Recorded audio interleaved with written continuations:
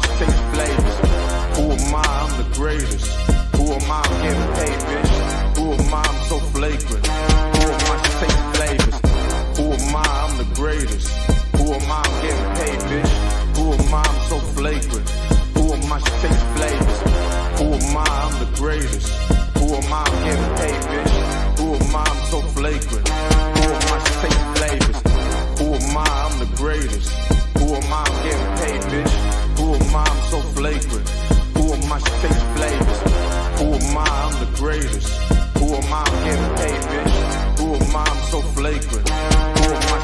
flavors. Who am I? I'm the greatest. Who am I? I'm getting paid, bitch. Who am I? I'm so flagrant. Who am I? Should taste flavors. Who am I? I'm the greatest. Who am I? I'm getting paid, bitch. Who am I? I'm so flagrant. Who am I? Should taste flavors. Who am I? I'm the greatest. Who am I? I'm getting paid, bitch. Who am I? I'm so flagrant. Who am I? Should taste flavors. Who am I? I'm the greatest. Who am I? I'm getting paid, bitch. Who am I? I'm so flagrant. Who am I? Should taste flavors. Who am I? I'm the greatest. Who am I? I'm getting paid, bitch. Who am I? I'm so flagrant. Who am I? Should taste flavors. Who am I? I'm the greatest. Who am I? I'm getting paid, bitch. Who am I? I'm so flagrant.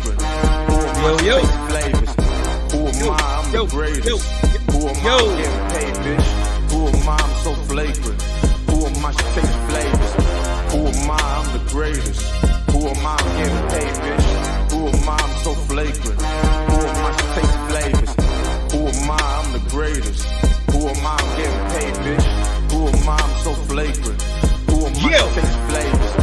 Who am I? I'm the greatest. Who am I? I'm getting paid, bitch. Who am I? I'm so flagrant. Who am I? Should taste flavors. Who am I? I'm the greatest. Who am I? I'm getting paid, bitch. Who am I? I'm so flagrant.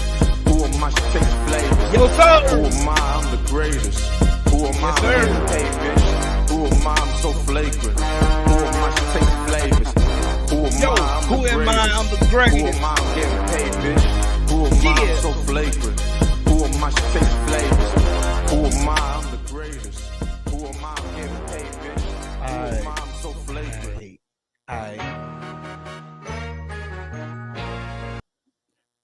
Which one do I want to put on here? There we go. We'll put this one on. We'll put this one on. We'll put this one on. So, good afternoon. Shout out to the almighty LDBC.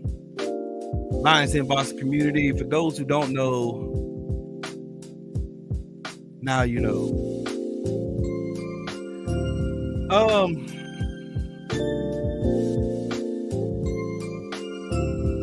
I'm about to talk cash money shit about that bullshit fight I seen last night. Now, Gary Russell Jr. got robbed. I don't give a damn what nobody on this app say. I don't care what your cousin think. I don't give a damn what none of y'all say. He got robbed. He got robbed. Got robbed, homie. Robbery. Robberlicious. Anyways, hold on. I gotta turn my music back up because I gotta shout y'all out. I already know. I don't care if you got humble and shit. Alright, come here and shout y'all out, man. I got a surprise guest coming in a little bit since you get done getting changed. OG Eric, what's up with it, Brody? Some bitch. Tom Brown, what's up with it, bro? Anthony Bolton, what's up, champ? Mr. Shelton, what's up with it, my brother from another mother? Bert, my other brother from another mother, what's good? Love is the word, the beautiful queen with the most contagious smile on the planet. Salute to you, boy. Young world, what is up with it, though? Frank Crenshaw, what's up with it? What's up with it? Patrick Silverstone, first time seeing you here. Hope it's not your last time. Ain't Boxing Biker, what's up with it, champ? How you feel, Brody?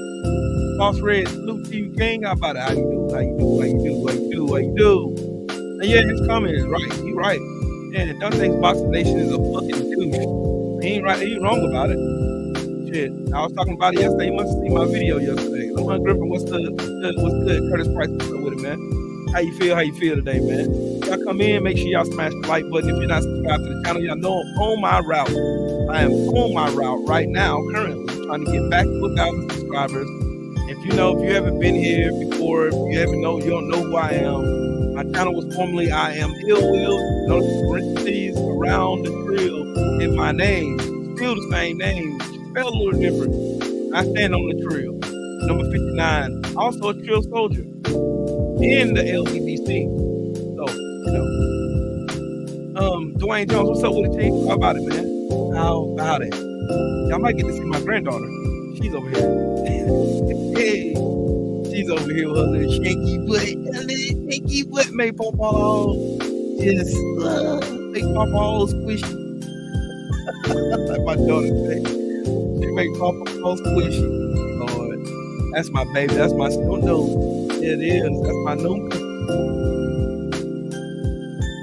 I was born of me mother.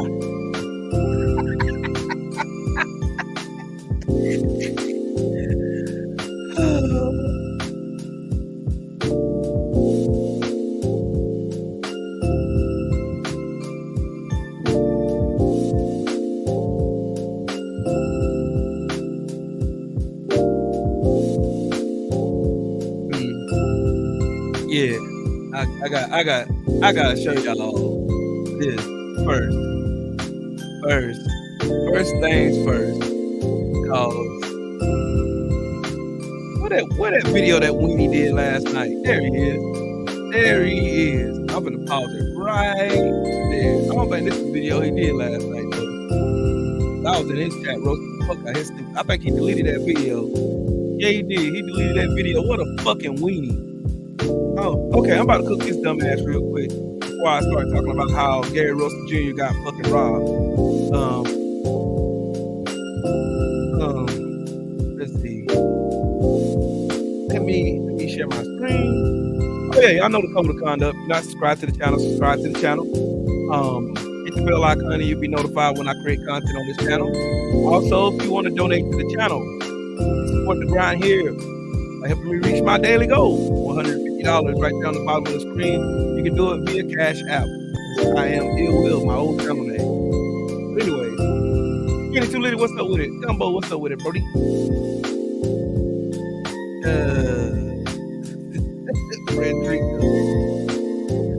Look at this fucking weenie right here. Now, if y'all want to know, I have an idea of who else this was talking about with the channels as far as misinformation. This dumbass right here named this channel Bud Crawford beat Easy Root Spence. And by Easy Root, he was talking about the fact that Errol Spence said, I'm going to take the easy route in fighting Sean Porter. Now, is Sean Porter an easy fight? No, it's not. It wasn't an easy fight for Bud because he was piecing Bud up until he stopped Bud. Well, actually, until Kenny Porter stopped Bud in the 10th round.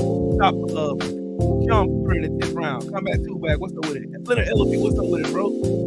This dumbass goofball and his married band of fucking dickweed got on his channel last night and basically told lies. Like, man, he said, wait till you get the belt. And wait till you get the belt. Because at the time when the video happened, he showed the video where Errol Spence had the red sweatsuit on, and he was telling Bud Homeboy to shut the fuck up and tell him to control his man and them. Standing in front of Bob Barron. How many times did Errol Spence ask Bob and Bud to make the fight? How many times he said make the fight? He said the fight will be in Las Vegas. Cool. He told Bob right there in his face, make the fight. Errol Spence knew that if he said make the fight, he knew it could be made.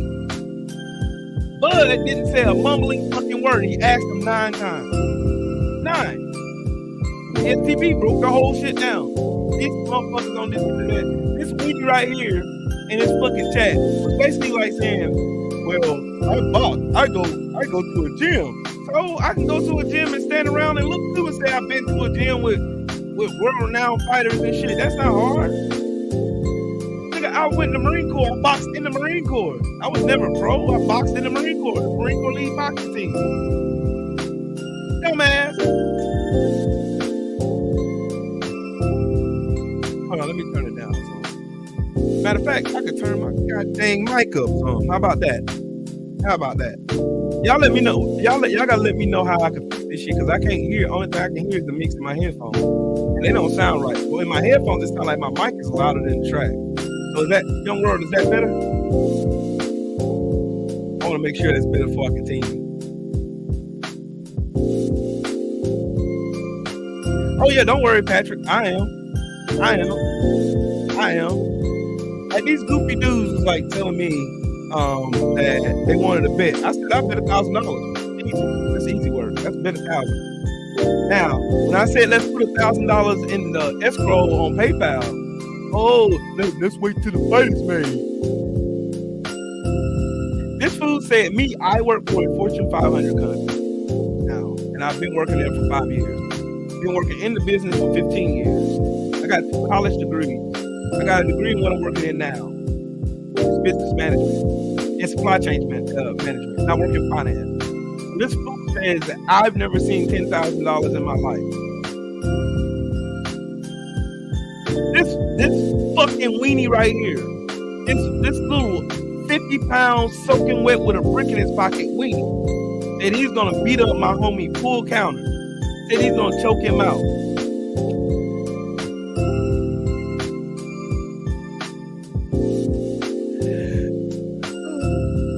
Oh man, I would not believe what these weenies say on this fucking internet, man. Weenies say they say the most diabolical and stupid shit on the fucking internet, bro. I don't even know what causes these weenies to get on the internet and think they tough guys. You are not a tough guy. There's nothing tough about you. You're a weenie. You're a whole weenie. Did she blow it up? Yeah. Yeah, I'll bring her here. Yeah, she got a co-host with me today. Yeah, she got a co-host with me. Bring my snook back. Bring my stanky butt baby back. Bring my little stanky butt baby back here. Like, bring my little stanky butt baby. But anyways, this dude's a bitch. This channel full of shit. Ain't nothing but dick riders over here. This is who Aerosmith was talking about as far as clickbait and lying. Right? You want Mocha? I can't cuss no more. Alright, Mocha. Alright, Mocha. You gonna co-host with me, Mocha? You gonna co-host? Say hey, everybody. Hey, everybody. You gonna say hey? Say hey to everybody. Man, get this weenie off my screen. This baby time. Y'all gotta see the baby in full display. There you go, Luca. Where you going? What are you trying to get down for? Come on. Okay. All right. You want your fancy?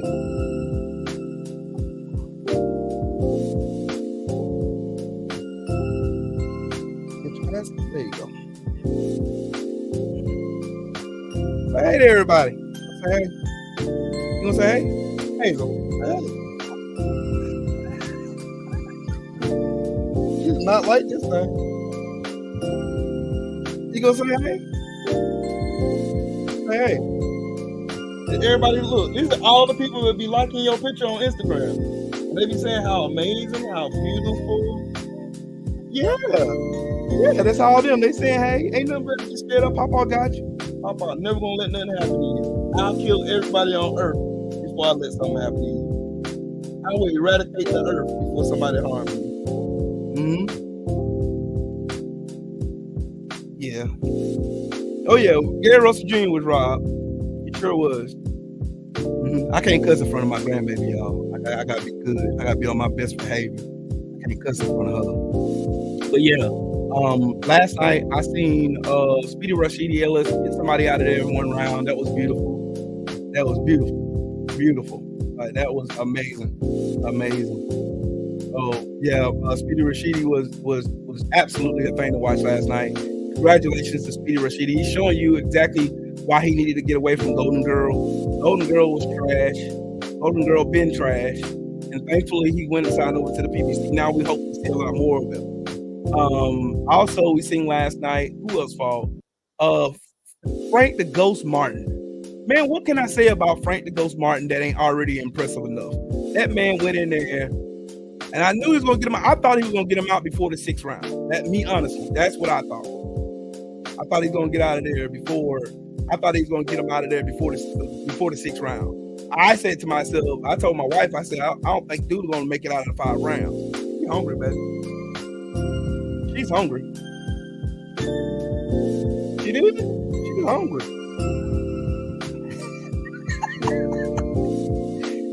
Dude, ain't that right, Tuna? Tell her, Tuna. Tell her, Roy. Hey, say Mr. Gary Russell was robbed. He was robbed. Just like you robbing this pants round right now.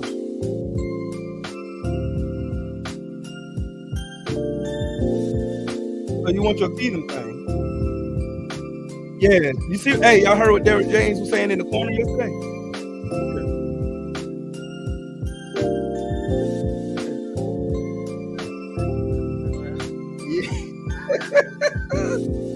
Okay, Papa be in there a little bit. Okay, Tonka. Love you. Love you, Tonka. Yeah, I figured it was gonna be a stop. I thought, you know what?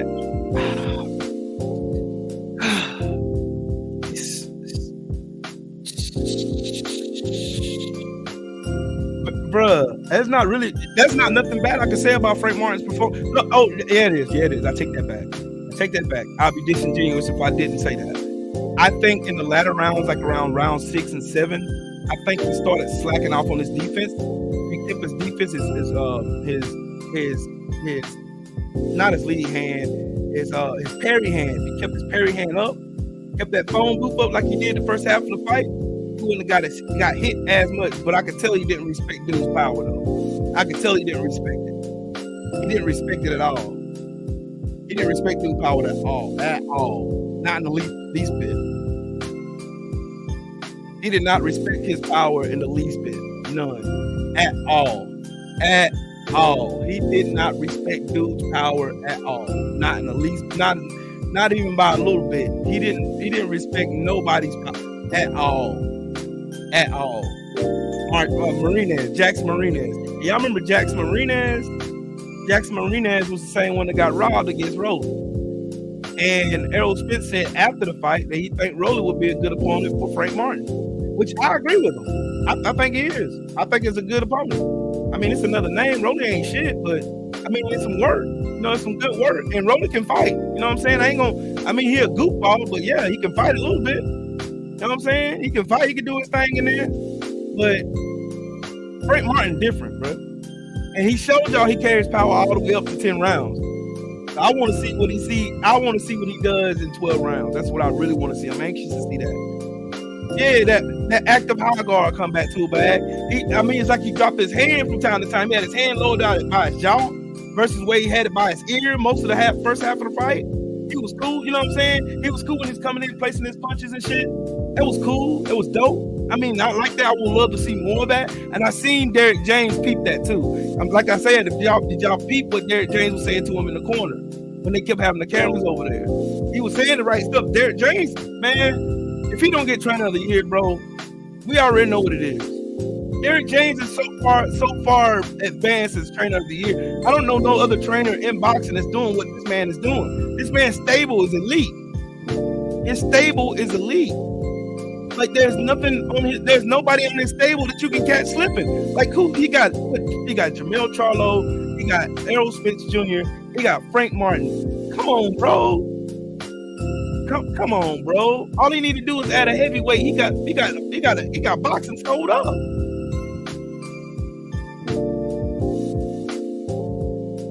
His music is by me, Sundayze. Music is by me. It's mine.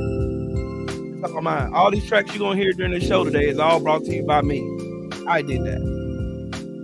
Hov did that. So hopefully you don't have to go through that. Like I said yesterday on my show yesterday.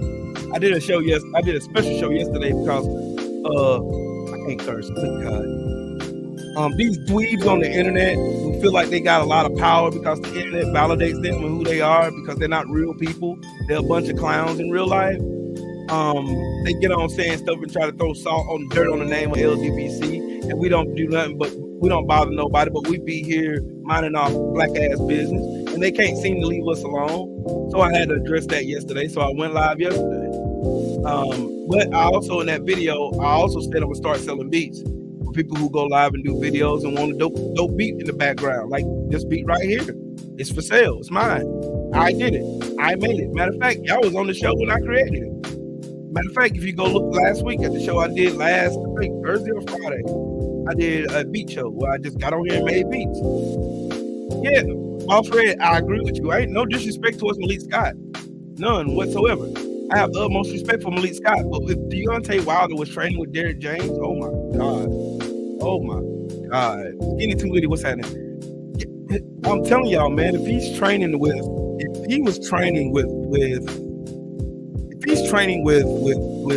Derrick James, and you have Deontay Wilder, Errol Spence Jr., Frank the Ghost Martin, and you have Jermell Charlo under that umbrella alone, that is the most elite umbrella in boxing that you could ever see. There is no other umbrella in boxing that could compare to the stable that Derrick James would have if he had an addition like Deontay Wilder. None. You have it sold up from lightweight all the way up to heavyweight, man. Yeah, I think Derrick James can bring a more technical aspect out of Deontay Wilder. Real shit. And Deontay Wilder's got technical aspects about him. It takes timing and technique to knock somebody out. It ain't just like you just walk in the ring and boom, there they go, knock them out. Good night. No, it's not. It takes time and accuracy. It takes the right timing on the punch. You gotta learn which part of the body to hit in order to force a knockout. You know what I'm saying? Like people can think they say Deontay Wilder is a bum and he's a one punch, a one hit wonder. All he has is one punch power, and that's all he has. He's a one-dimensional fighter. When Deontay Wilder has a lot of dynamics to his boxing style, he does. How is it that this man goes to the Olympics at 20-something years old, come into boxing late, just like Frank the Ghost Martin? Frank the Ghost Martin started boxing at 18 years old. He wasn't born with a pedigree of boxing. He just came in it later in life, like Deontay Wilder. Look at how he's doing, though. This man is a freaking artist in there. I love to watch him fight. Keep it a buck with you. I love to watch him fight. That fight last night was impressive. The only thing I can say to Frank Martin about last night's performance, I feel like he slacked off on his defense later on in the later rounds. That's all I can say about it. Everything else, no. There ain't nothing else I can say bad about that man. Nothing. There's nothing else about Frank the Ghost Martin I can say last night except the fact that he did a temporary job. And I'm glad he did what he did. And I'm glad he got him out of there in the fashion that he got him out of there. You know, I mean, it is what it is. Jackson Marinez is no slouch either. He is no slouch. And I still say that Rolly got a gift against Jackson Marinez because Jackson Marinez can freaking fight. That man can fight. I'm not going to sit up here and act like that man was a bum. He wasn't. He was not. He was not. He was no match for anybody like Frank Martin, though. Frank Martin did a fantabulous job. Fantabulous job. Then I think the co-main event was Brandon Figueroa, Beef Figgy versus Castro, and Beef Figgy did what I knew Beef Figgy was going to do. He's going to walk through him, come forward the whole fight, and get him out of there. That's exactly what the hell happened. Walk him down, punch him in the face a whole bunch, and boom, that was it. Yeah, that was it. Yeah, Kondo, that's exactly what I said last night, bro. The only thing I seen bad that Frank Martin did in that fight was he slacked off on his defense. That was it. Outside of that, I didn't see nothing else that man did wrong. Nothing. I didn't see nothing else that this man needed to improve on. Yeah, Frank Martin was just a better fighter. I mean, and I can't knock Jackson Marinez for losing to Frank Martin. I mean, that's stupid. You know what I'm saying? What's the point of taking chances when a motherfucker gonna clown you because you lost a fighter with the pedigree of a Frank Martin? What kind of weird shit is that? Man, that's stupid. I play LD. What's up, Brody? Fred Crenshaw, salute to you, man. Syriac 357, what's up, Brody? Big Dog Willie, salute to y'all. Hey, y'all make sure y'all smash the like button. And also, if you want to donate to the channel, there's the Cash App down on the bottom of the screen. Please donate to the channel. All the proceeds go to help me making this channel a whole lot better spot for y'all to come chill at. Yeah, that ref was terrible, Boss Red. Terrible. But Figueroa and Castro, shit. I already knew beforehand how that fight was gonna go. But the fight I really want to talk about is fucking Mag Sucko. That's who I want to talk about. Mag Sucko and that fucking robbery he got against Mr. Gary Russell Jr. And that's the reason. Y'all seen the reason last night that Ray Vargas, y'all ain't see that man back last night. Something wrong with you. That man back looked like a peg landfill. But Mauricio Suleiman plan worked. Bring that belt down back to Mexico. That was the plan all along, G. This, yo, matter of fact,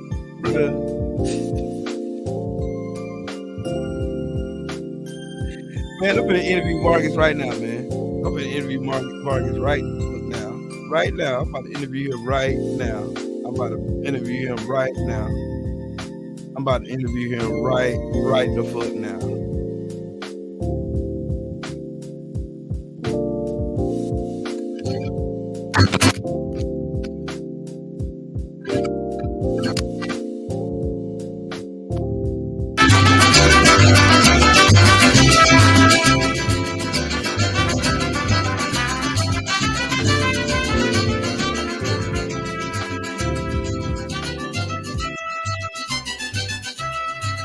Y'all know what time it is. Y'all know what time it is. I am Wetback Willie, and I am here to interview Vargas. Jesse Vargas.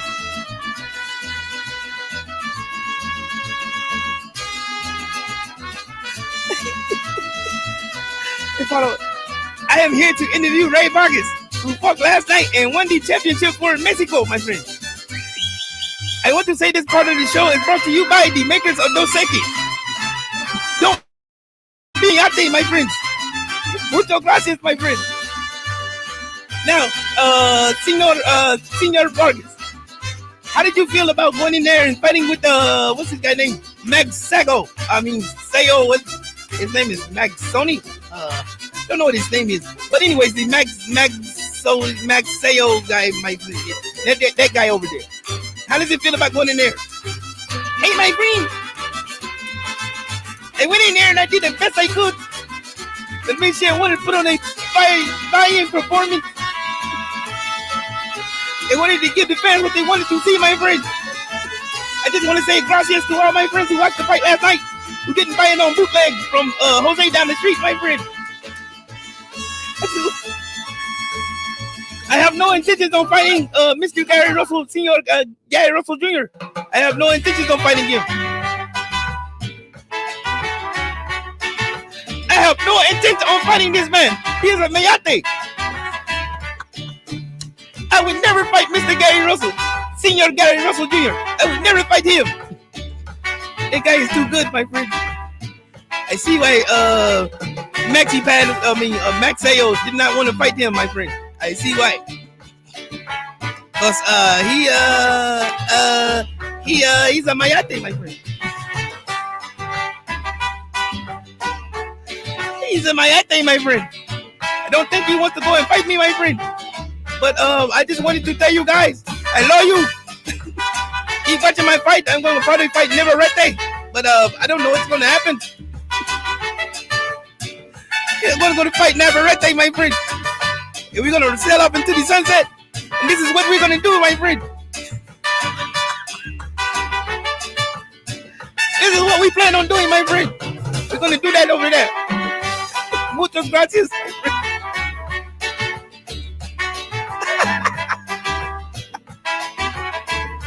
friend. My name is Ray Vargas, and I use a Canelo's tinted meat, my friend.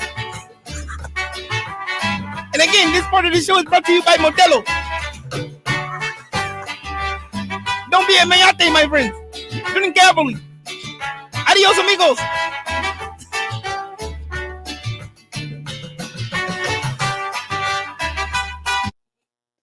That shit funny to me. I don't know why that shit's so funny to me, dog. Why is that shit so funny to me? This shit gotta be funny to me, dog. This shit gotta be funny to me all the time. This shit always gotta be funny to me every time. It does. It has to be funny to me. This shit always got to be funny to me. But hold on, let me find my picture of Mr. Gary Russell Jr. though real quick. My guy. Let me find my picture of Mr. Gary Russell Jr. My guy. Yeah, y'all gonna put some respect on that man name, G. You gonna put some respect on this man name today. Now, Mr. Gary Russell fought this man with one hand because he obviously had an injury to his shoulder. They robbed him. They robbed the shit out this man. They didn't have no problem robbing him either. None. Where you go? There you go. Let me bring him up. Let me bring him up real quick. Let me bring him up for the DMV for the one time. Let me bring him up. Mr. Gary Russell, a.k.a. Mr. Tactician, a.k.a. Mr. Architect. Yeah. You gonna put some respect on Mr. Gary Russell Jr. name, man. These clowns out here running, ducking, and dodging rematch. They asked Mag Sucko after that fight, are you gonna run him his rematch? You know, you're aware that you fought him with one hand and he was whooping your ass? Mag Sucko was fucking one-dimensional and he was throwing punches hoping he landed a haymaker. And fortunately, he landed one in the 9th round. That's the only thing he did significant in that whole fight. He got his ass beat by Ray Vargas. Y'all mean to tell me Ray Vargas can beat Mr. Gary Russell Jr.? Y'all gonna sit here and tell me straight face that man, Ray Vargas, Speedy Gonzalez, can beat motherfucking Mr. Gary motherfucking Russell Jr.? Mr. Gary Allen Russell Jr.? You mean to tell me y'all smoking the worst kind of dog food, bro? You're smoking the worst kind of dog food, champ. I don't believe you. You don't believe you either. You don't believe it. I don't believe nothing that come out your mouth. Anybody that tell you that shit straight face, don't believe them. They probably steal for a living. Niggas like that steal, bro. I'm talking about they steal for no reason. They be just stealing in front of you and shit. And they steal like irrelevant shit, like earring backs and shit. They steal paper clips for no fucking reason. Don't believe people who say stupid shit like that, bro. Mr. Gary Russell got robbed. That man got robbed. He got robbed. Period. Max Sayal sucks. He's trash. He's freaking trash. He's a lonely piece of trash. And that's the bottom line, because Stone Cold said so. Yeah, he had no angles. He couldn't move. All he was doing was bouncing around like fucking, like all the fighters from Thailand seem to do the same shit. They all jump around like jumping beans. JC Big Bro, what's up with it?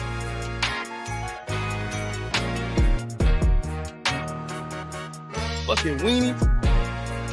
Fred Crenshaw, salute to you in the cash app, man. Thank you so much, sir. No angles, nothing. No angles, nothing special, no bells, no whistles, no tricks, no nothing. Straight up and down. Wasn't even moving his head off the line. Vargas was tearing his ass up. Now, if Vargas would have done what he did in the last 3 rounds of that fight against him, like round 5 or 6, he probably would have knocked Max Sucko out. I ain't even down there, bro. I ain't down there. Y'all say I'm lying. Tell me I'm lying. Tell me I'm lying. If Max Sayal, if Ray Vargas would have did what he did in the last 3 rounds of that fight last night, he would have stopped fucking Max Sucko. Dead ass. He would have stopped his ass last night, bro. They ain't gonna run, you know, hey Picasso, you know good and damn well they ain't gonna put Loma Stanko back in the ring with Mr. Gary Russell Jr.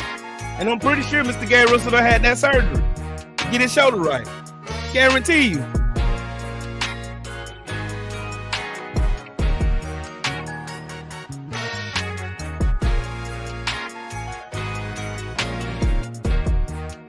Y'all know good and damn well. Y'all know good and damn well. Y'all know better than me. Y'all know better. Y'all should know better than that shit. Y'all know better. Y'all know good and damn well they ain't gonna put Lomachenko back in the ring with Mr. Gary Russell Jr. They're not gonna do it. That's not gonna happen. Not gonna happen. Not gonna happen. Yeah, you know it. You know Loma don't want no fucking smoke with no fighter like Mr. Gary Russell. Hell no. Why you think Max Sucko did not want to get in that ring with him ever. And I want to shut some shit down real quick. I'm gonna shut some shit real down. I was talking about Deontay Wilder earlier. I'm gonna shut this shit down real quick. I'm gonna shut this shit all the way down.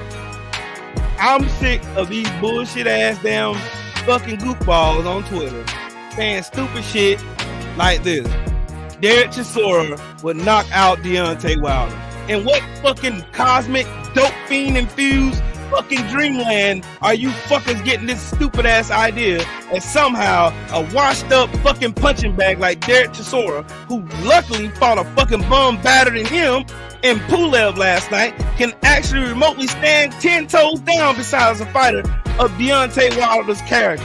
Now, not to mention that it took a mob boss, a crooked referee, it took another crooked referee to get in Tyson Fury's fat ass face. It took a corrupt fucking athletic commission. It took some fuck ass judges. It took them changing the referee at the last second, the day before the fucking fight while it was in Las Vegas. It took Tyson Fury faking COVID and going to cycle off pads. It took him working with a fucking mob boss who got paid $4 million for him to rig the fucking fight. It took a disloyal bitch-made faggot clown ass piece of shit named Mark Breland to go in there and put and give Wilder the fucking water that fucking poisoned him, which caused him not to have no fucking legs the whole entire fight. Ironically, in the third fight, his legs didn't seem to have no problem, did they to y'all? No. But can't none of these dumbass, goofy motherfuckers on this internet explain to me why in the fuck can Tyson Fury fly here? If Tyson Fury didn't cheat Deontay Wilder, then why can't he come here? If Tyson Fury didn't cheat Deontay Wilder, why didn't the fuck did Bob Arum pay fucking Daniel Kinahan $4 million? Why did he pay him $4 million to consult then? And what is Daniel Kinahan's specialty? Being a fucking criminal. Tyson Fury is in said game. Hence the fucking dope from after the Vladimir Klitschko fight. So y'all mean to tell me it took y'all so-called greatest fucking heavyweight champion of all time, according to these fucking weirdos, it took y'all greatest heavyweight, all of that, just to be a one-dimensional, one-trick pony bum that y'all call every chance you got. It took all that just to beat that one black man from Tuscaloosa, Alabama, who didn't need none of that shit to knock your fat ass out. He didn't need none of that shit to knock your fat ass out. Both times he knocked your ass out. Not to mention none of the fucking rabbit punches and chokeholds and all that other goofy shit you was doing to him in the ring. Not to mention all of that shit.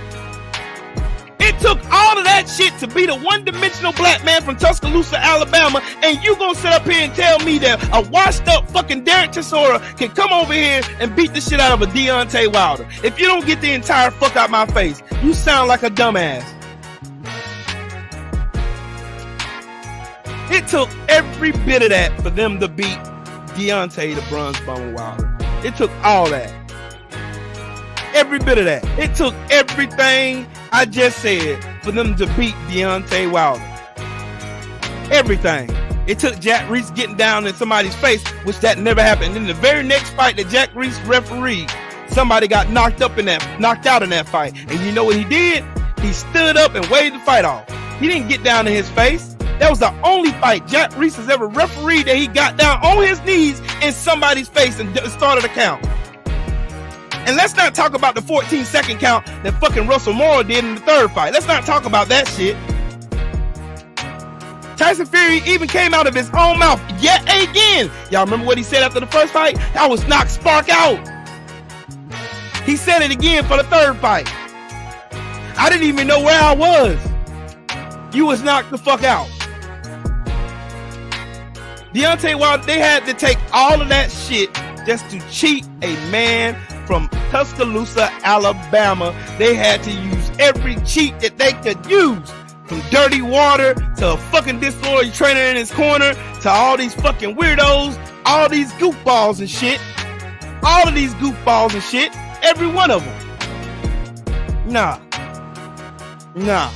You ain't gonna convince me of nothing else, Chief.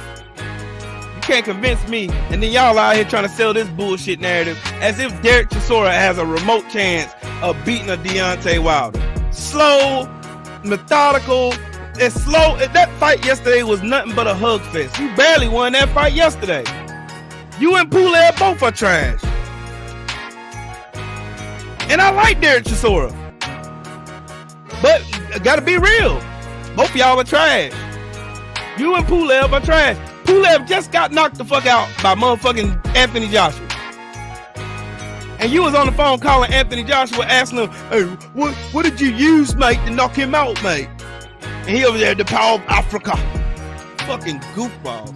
And y'all over here try to sell the boxing public that somehow Derek Chisora is some type of competition to a man of the caliber of Deontay the Bronze Bomber fucking Wilder. Deontay Wilder would knock this motherfucker's head to next week. He won't make it one round.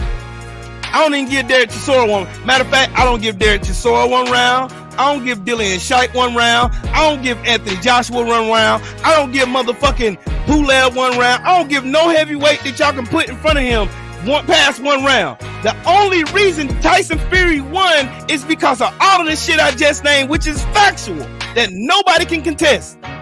Oh, you're delusional, bro. You're delusional. Cool, I am. Sure I am. Sure I am. Oh yeah, Akondo, he is going to be on the oath, and he's gonna have to tell the truth, because one day the truth is gonna be out there. What does my big brother Drew always say about the truth? Time reveals all truth.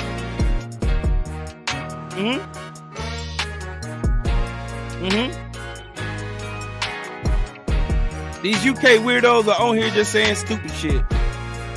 Dillian White would not last one round against Deontay Wilder. Not one round. Derek Chisora damn sure would last past one round. Brazil action. One round. Going to sleep.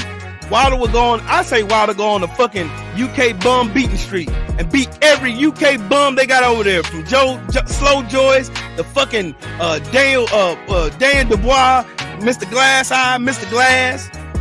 I say he go on a fucking UK bum beating streak and then retire. That's what I say. Man, he hit Wilder behind the head 30 times, bro. 30 times in that fight. In the second fight, he hit Wilder behind the head 30 times. The first knockdown in the third round of that fight, where he knocked Deontay Wilder down the first time, he hit him in the back of the head. Wilder even contested it. He was patting the back of his head, telling the ref, he hit me behind the head. That is not a knockdown. Then on top of that, Tyson Fury was reaching out and grabbing Deontay Wilder, putting him in headlocks and choking him. Superior boxing my ball sack. Superior boxing my ball sack. I need something to drink. I'll be right back, y'all.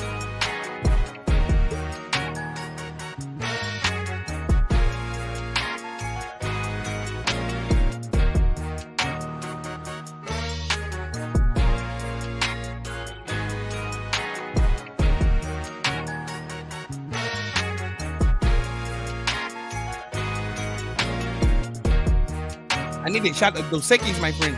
Pablo Escobar, what's happening with the champ? Y'all make sure y'all smash the like, but I can't drink my grandbaby over here. Can't drink no liquor. Gotta give me a Mountain Dew. Young commentary, what's happening with it, man? Rolling Red, what's good, bro?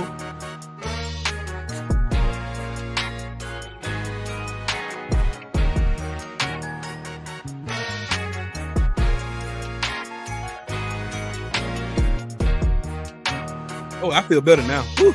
I needed that. Shit, I had to wet your whistle. You know what I'm saying? Okay, by show of hands in here. Man, in the notorious words of the infamous Champ Side, shout out to the baddest brand in the land, Champ Side Boxing. Put one in the chat if y'all think Derek Chisora has an absolute chance. Or no, never mind, I'll change it. Put one in the chat if you think Deontay Wilder will flatline this motherfucker in one round.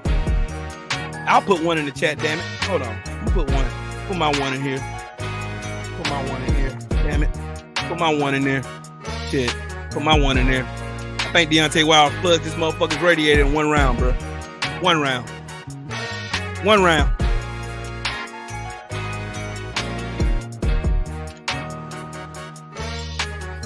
You would have thought yesterday that Derek Chisora and doggone Pulev had a relationship and they were trying to make up and shit. In the ring, hugging the whole time and laying all over each other and shit, looking gay. That shit look gay as fuck. I think y'all niggas gay. I think in here, y'all need to go in the dressing room dressing room to do something. Yeah, hey, Mr. Sheldon, I think Wilder should go on a UK bum beating bash. I mean, all these people, these UK clowns get on the internet and say, well, Anthony Joshua fought Derek Chisora in the 02. He fought Pulev. Pulev was great. Yeah, he fought Pulev. I think Deontay Wilder should go on a UK bum beating bash. I'm talking about beat every. I'm talking about go over there and. Y'all remember how he made Ollie Harrison fucking retire from boxing after he fought him? Y'all remember that shit? I want Wilder to go on a UK retirement spree, to go over there and retire all those UK bum hype jobs that all these weenies get on the internet saying, oh man, you know, if Wilder get in there with him, he gonna go to sleep. Yeah, I think Deontay Wilder should go on a fucking bum beating bash in the UK, just like they do, and make millions doing this shit, because they know he's the face of boxing. They know every time he comes back to the sport lights up. I think what it's gonna take Deontay Wilder coming back, and all I know is when Wilder comes back, that's when you're gonna hear the announcement for Bud versus Errol Spence. Watch, all the eyes gonna be on boxing again.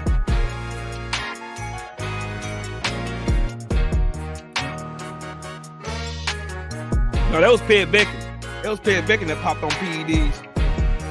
I don't know about Pulev. I think Pulev did pop on dope. I think he did. Hey, we can Google it. We can Google it. We can Google.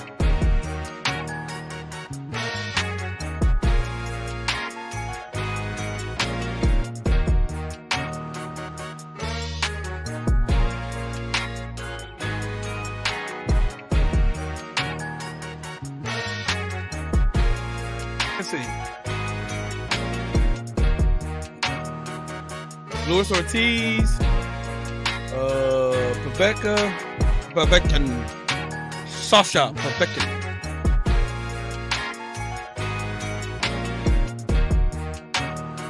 Trying to see. No, it wasn't him. I don't think he ever was trying to fight Deontay Wilder. I don't think he has. That's all it was. Like these goofy goofballs, this shit makes me fucking sick, bro. Every time you get on the internet, all you see is these fucking weenies thinking that somehow. Hold on, I gotta change the music. Hold on.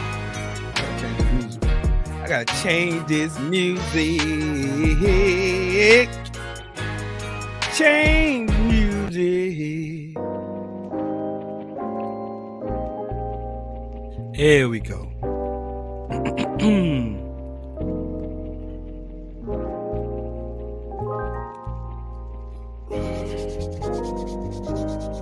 Let's get to it.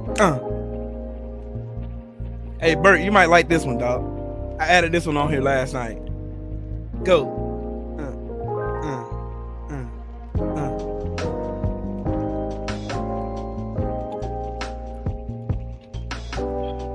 Bert, you might like this one. Anyways, I hate seeing the biased commentary from people coming on the internet thinking that Deontay Wilder somehow used goods because he got every cheat code available used against him in order for him to go, in order for Tyson Fury to be successful. They had to cheat the shit out of Deontay Wilder. Period. Alonzo Mays, and it was good for Vargas, but Magsayo was trash, like super trash, like I can't believe you gave this motherfucker the fight over Gary Russell Jr. Gary Russell got robbed.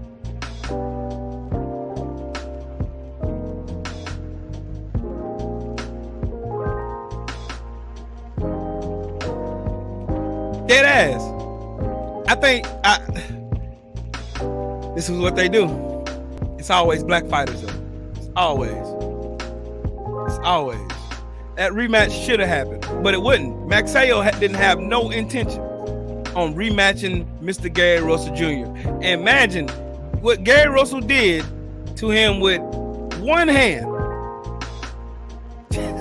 Look at Ray Vargas.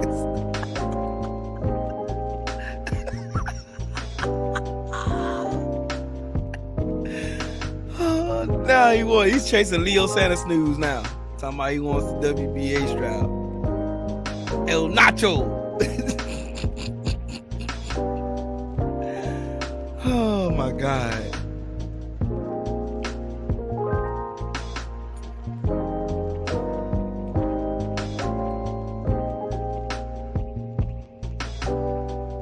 Tyson Fury's trying to milk this fucking retirement talk bullshit for the facts, for the real, what's real. Tyson Fury is forced to retire because he can't go nowhere. As soon as that hammer drops, he's not going to be able to fight in the UK no more. And he's not going to be able to come over here to fight. Can't even come over here. He can't come over here now.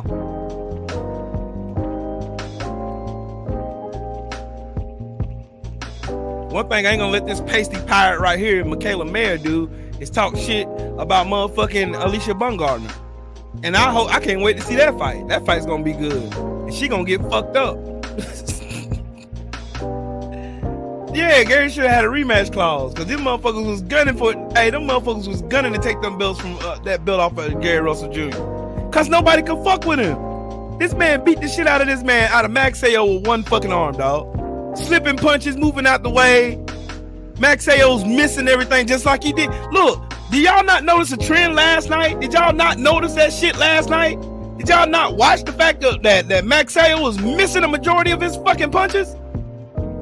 Everything he was doing was wild. He just throwing wild ass looping shots and missing. And if Vargas was slipping those punches and catching his ass, notice what happened in the 9th round, 10th round, the 11th round, and the 12th round. So it was 4 rounds total. When he started slipping the punches and countering them and sitting down on his punches, Maxayo's ass, bitch ass backed up, didn't he? Didn't he? Didn't he? Maxayo's goofy ass, he wasn't bouncing no more, was he? When he started letting that hammer down, remember the end of the 12th? Like 1 minute and 25 seconds into the 12th round, he had got Maxayo into the corner. And he hit him with I'm talking about an overhand right. It was beautiful. It was beautiful. Work of art. Beautiful from Vargas. Ray Vargas hit his ass with an overhand right, which is beautiful. Colin, move them back. You can hear the commentator say, oh, now Maxayo's in trouble. He's in trouble.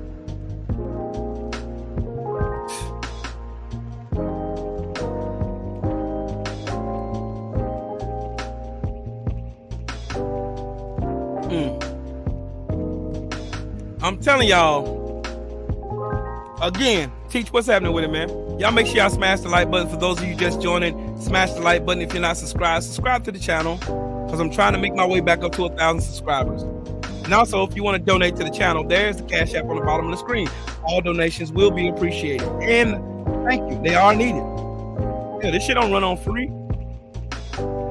And again, I want to shout out Frank the Ghost Martin. Frank the Ghost Martin went in there and did. That was the best fight of the night for me. I don't know about y'all, but Frank the Ghost Martin versus Jackson Marinez, that was the best fight of the night to me. I'm just gonna keep it a buck with you. That was the best fight. Yeah, Clarissa Shields gonna dog walk the shit out of fucking Savannah Marshall. That's not even gonna be close. All she living on is that high she beating her in the Annie. Yeah, that's all she got to walk on. That's the only thing she can bring up. Oh, I beat you in the armies. I beat you in the armies. That don't mean shit. That don't mean a motherfucking thing. Shields about to beat the fuck out your ass. 2-time gold medalist. 2-division fucking undisputed champion. She about to beat the shit out your ass. And I'm gonna laugh too.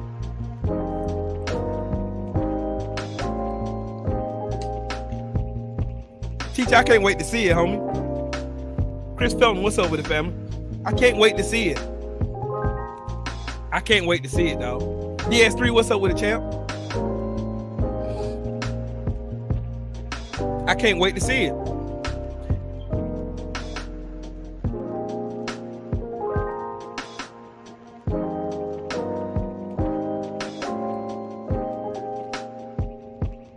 I don't need to teach. I don't. I'm telling you, they robbed the fuck out of Mr. Gary Russell Jr. They robbed that man. Can we all admit that? Can we admit they gave Maxayo that bullshit decision? And it was Mauricio Sulaiman's plan to get that WBC belt around another Mexican fighter? They need to change that from the WBC to the NBC. That's the NBC belt. That's it.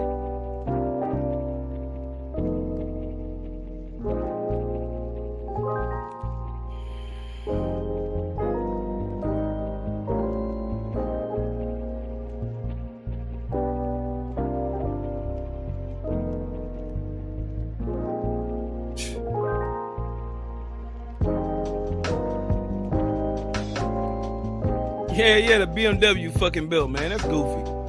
That's goofy. Yeah, Freddie Roach need to retire too. He need to go sit the fuck down some damn well.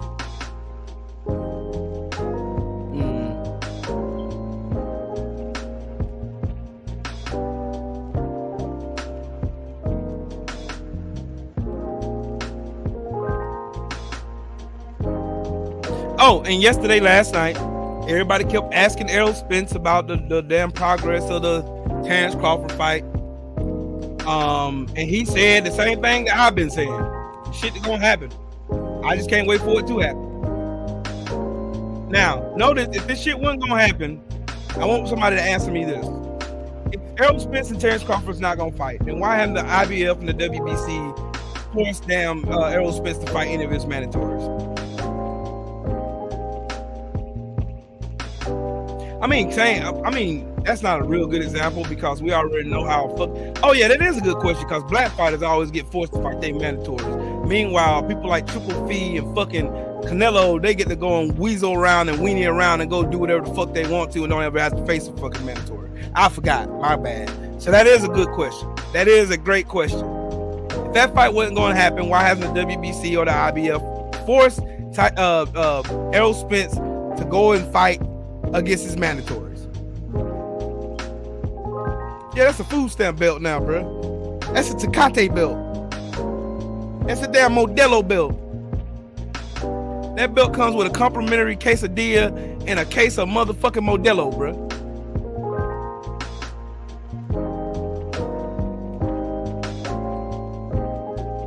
Yeah, that's why I listen to Errol Spence. I wait for it to come from him. But like the same, like I'm gonna ask y'all a question though. Okay, this is like this has something to do with Errol Spence, but not necessarily Errol. You know what I'm saying?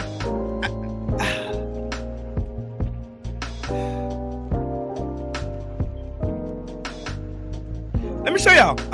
Matter of fact, hold on. I'm gonna pause right there. I'm gonna go back to what I was talking about in regards to Deontay Wilder. I'm gonna show y'all this fucking weenie on fucking Twitter. I'm telling y'all, Twitter's the worst place for me to be on. That's why I don't hardly get on there and be talking boxing because most of these motherfuckers are retarded. They're stupid. Stupid. Look. Look. Look. Look. Look. I put it, took a mob boss, crooked judges, a last minute goofy ref that literally woke this fat goofy clown up, dirty commission and a trainer in his corner to beat a so-called no boxing skill one trick pony bum 3 times, but y'all call him the greatest. You goofy hypocrite. Then look, he put, shut up, you utter bellend. And you tell you're a UK dick rider. Wilder was destroyed by a far superior fighter. Now his brain damaged like his LDBC fam. So I know you watch us. And I put, why was Kinahan involved if he was so superior? Because his fat, sloppy, greasy ass cheated. That $4 million console fee paid off for an habitual cheater. If I'm lying, can Tyson Fury fly to the U.S. right now? I couldn't answer that. Couldn't answer that shit at all. We like the salt. We like salt with those fries. You ain't say shit. Stupid. Like I said, these dumbasses don't know how to answer questions. They don't know how to answer anything with any kind of relevancy or talk about anything. Them motherfuckers are fucking stupid. Those are brain dead dumbasses. Oh, and Chisora got no gas tank. He's done 12 rounds 4 times in a row. And damn, he swam water the whole time he did it. Barely could throw a fucking punch. He has no fucking gas tank, dumbass. I swear these motherfuckers on Twitter don't know shit about boxing.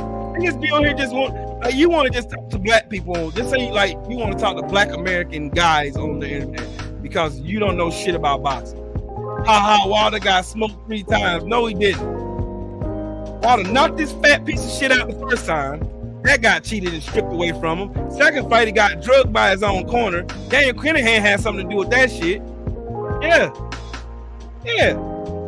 And in the third fight, Tyson Fury got knocked the fuck out again by his own admission. They never, ever answer a question. Never. They don't. They can't. Dead ass. They can't. They can't ever answer any fucking question that I ask on Twitter. Never. They never can. That's why I be just saying stupid shit to them, and I call them dumbasses. I love trolling. Like, I love trolling these fucking goofballs, but I have to watch what I say before they get my fucking page banned again. Because I'm on my 7th page on Twitter right now. 7 pages in. I'm 7 pages in.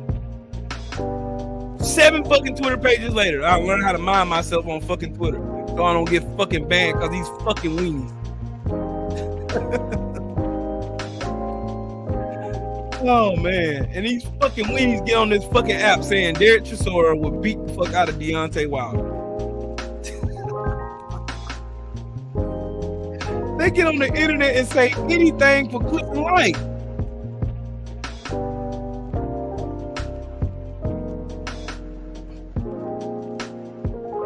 Anything. Jelly Bean, what's up, Brody?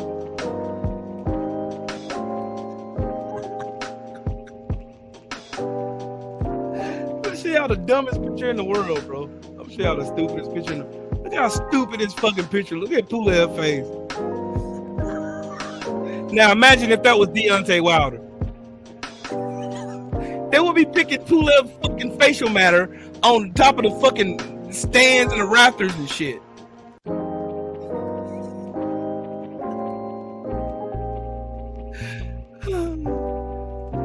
Man, Chris Felton, I had so many pages suspended, bro. I'm telling you, it's my 7th one. I'm on my 7th fucking Twitter page. My 7th Twitter page. It's Twitter page number 7. I just be on there now. I just get on here just to watch the news. Now I don't even really say like when I see something like really egregious, like them saying Derek Chisora would beat fucking Deontay Wilder. Now I had to say something. Like, you motherfuckers are smoking dope. If y'all think Derek Chisora beats fucking Deontay Wilder. If you think Dillian Shite, aka Backseat Warrior, if y'all think these motherfuckers over there can beat Deontay Wilder, you're smoking the highest grade of dog food known to man. It won't happen in your lifetime. It won't happen in my lifetime. It will never happen. Derek Chisora getting the best of a Deontay Wilder would never happen on this side. Man, shit, my grandkids won't see it.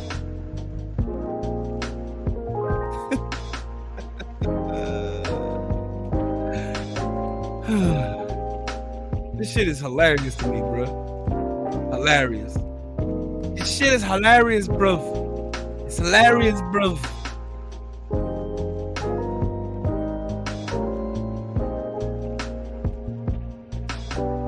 You, 39 years old, and you're gonna go in there and you're gonna be a 34-year-old Deontay Wilder, who's still in his prime, by the way. Yeah. All right. I want the dog food you're smoking. I want that. I want the dog food you're smoking. That's what I want. I want the dog food you're smoking. You're getting knocked the fuck out if you get in the ring with Deontay Wilder. See, what this is just like Tank Davis and Ryan Garcia, like fucking weirdos putting their names with Devin Haney, knowing they ain't got no intentions on fighting the man. Y'all see how this shit go.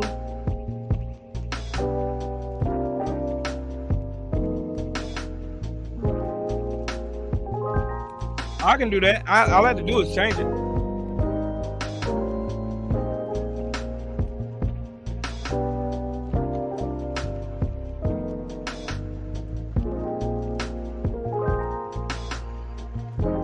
We can talk it out.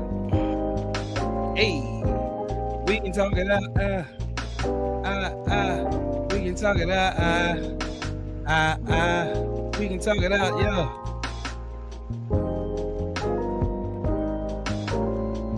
Sure can. Wilder would fuck this nigga up, bro.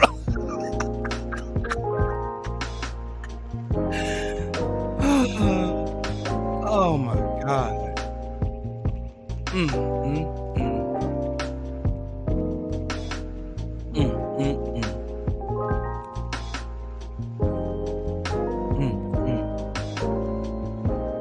You can see me standing outside in the raindrops falling on my arms, and this thing in the beach stop.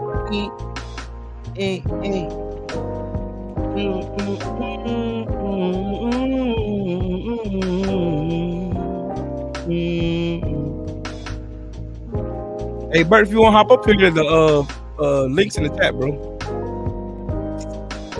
Yeah.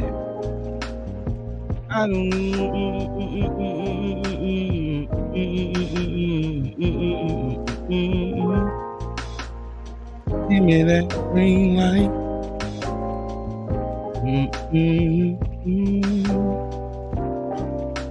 Yeah.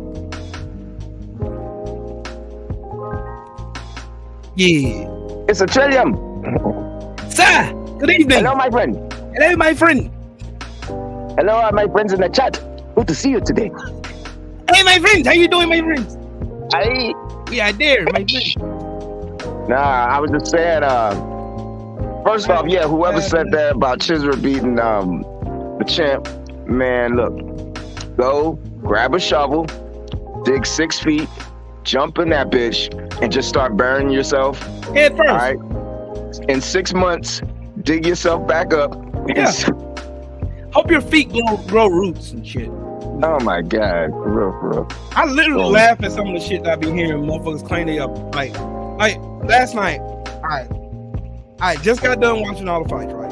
Mm-hmm. The spectacular fight with Frank Martin, that was one of my favorite fights of the night. Him and Speedy Rashidi Ellis made my heart. They made my heart just. Speedy Rashidi. They made my heart just warm. Like I was like, you know how you get mad at your old lady when she do some fuck shit, she get on your nerves and shit. Like you get mad at her, you be mad. Then she walk by you in them booty shorts, and you be like, oh, I'm not mad at her. That's how I felt, cause boxing been doing me dirty. They've been doing us dirty for the last 2 weeks, right? Tell them. Doing us greasy. They've been doing us greasy the last couple of weeks. So like last night, you see Speedy Rashidi Ellis, and then you see Frank Martin put on the performances that they put on, and you like. Oh, okay, boxing, all right, man. I'll start fucking with you again now, bitch. If you keep tripping, then I'm gonna smack the shit out your goofy ass. That's how I felt. Right. That's the healing part of our angst with boxing right now. You know what I mean? Like we look at fighters like that and we say, you know what? I think I'm gonna stick around a little bit. You know what I mean? Boxing is a toxic bitch. I'm gonna stick around a little bit. It is, and I've been saying that on 78 page for a minute. I'm like, General. I'm like, this shit's so toxic. I'm like, man, look, I said, I'm stuck in a horrible relationship. Let me out. We need to leave this bitch alone, bro. We can't leave her alone. God damn. She toxic as shit, but we love her. Toxic. We love her. We love the shit out of boxing. Boxing be fucking us up all the time. They don't give a fuck about fucking us up either. Boxing do not give a damn. Don't care. But we gonna fuck y'all up this time. We gonna give y'all 3 great months of some great shit. You getting great head, great sex. You get dinner in bed and shit. You get everything under the sun you've been dreaming of. And then she go right back to the bullshit 2 months after. God damn it. Absolutely. That's some bullshit, bro. That's where we at right now, man. Oh, you bitch, you. Oh, you dirty bitch. I don't like you, but I love you, though. I don't like you, but I love you. I love you, though. And I'm never gonna leave you. No, but you gotta stop this shit. Hey, you gotta leave me the fuck alone, bro. You can't keep doing this to me, girl. You got me saying I love you, and I don't say that to nobody. Right. I don't love you. Don't you hear me? Right. We done been through so much together and shit. You know what I'm saying? I be on here want to cry and shit. Oh, you don't hear me? But you hear what I'm saying, though, right? Right. Boxing is, I'm telling you, boxing is like a bad, toxic relationship. Like, for real, look at it. Boxing be out here cheating on us, be out here doing dirty shit. All right, you go to the kitchen, you're like, damn, what you want to drink? Shoot, I ain't even gonna say you what you want to drink. What sandwich you want today? Hey, this is the perfect personification of what boxing is to us as real boxing fans. Absolutely. If you don't get this whole analogy, then shame on you. You really should look into that. This is a toxic relationship. Boxing is a toxic relationship. They do us any kind of way. They out here cheating on us with the damn state athletic commission. They out here cheating on us with Daniel Kinahan and shit. He over here throwing the money over there to him and shit. She over there throwing side money over there to him when she should be putting the money into the house. It's like a scene at a casino. AJ and Wilder, we can't get to see that shit.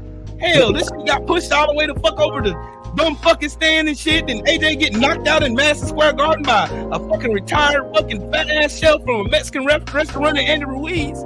Then all the spark and luster went out of that shit. But we still want to be faithful and hold on to her. Absolutely. We still want to see AJ versus Deontay Wilder. We still I still want to see it. Well, I still want to see that. I was talking to 7-8 about that. I said I still wouldn't mind seeing that 7-8. I still want to see it. I do, bro. What's wrong with us? I'm like, as washed as that is, I'm like, I want to see it. Bro, we are in a toxic relationship. I feel like we're on an episode of Love and Hip Hop, to be honest with you. Absolutely. Dead ass. We are literally on a fucking reality TV show with boxing. And boxing like, are we being pumped right now? Yeah. Ashton Kutcher, come out, yo. I see you. You behind the damn bush. Yes. Come out, nigga. Yes. And boxing gonna do his dirty. Watch. I guarantee I give it a month. Boxing gonna do his dirty again. Oh, absolutely. And here's gonna why. do his dirty again. Watch. And here's why. You dirty bitch. You gonna do his dirty again. Dirty ass bitch. The people who still got their claws in it still got their claws in it. You feel me, Will? Yes.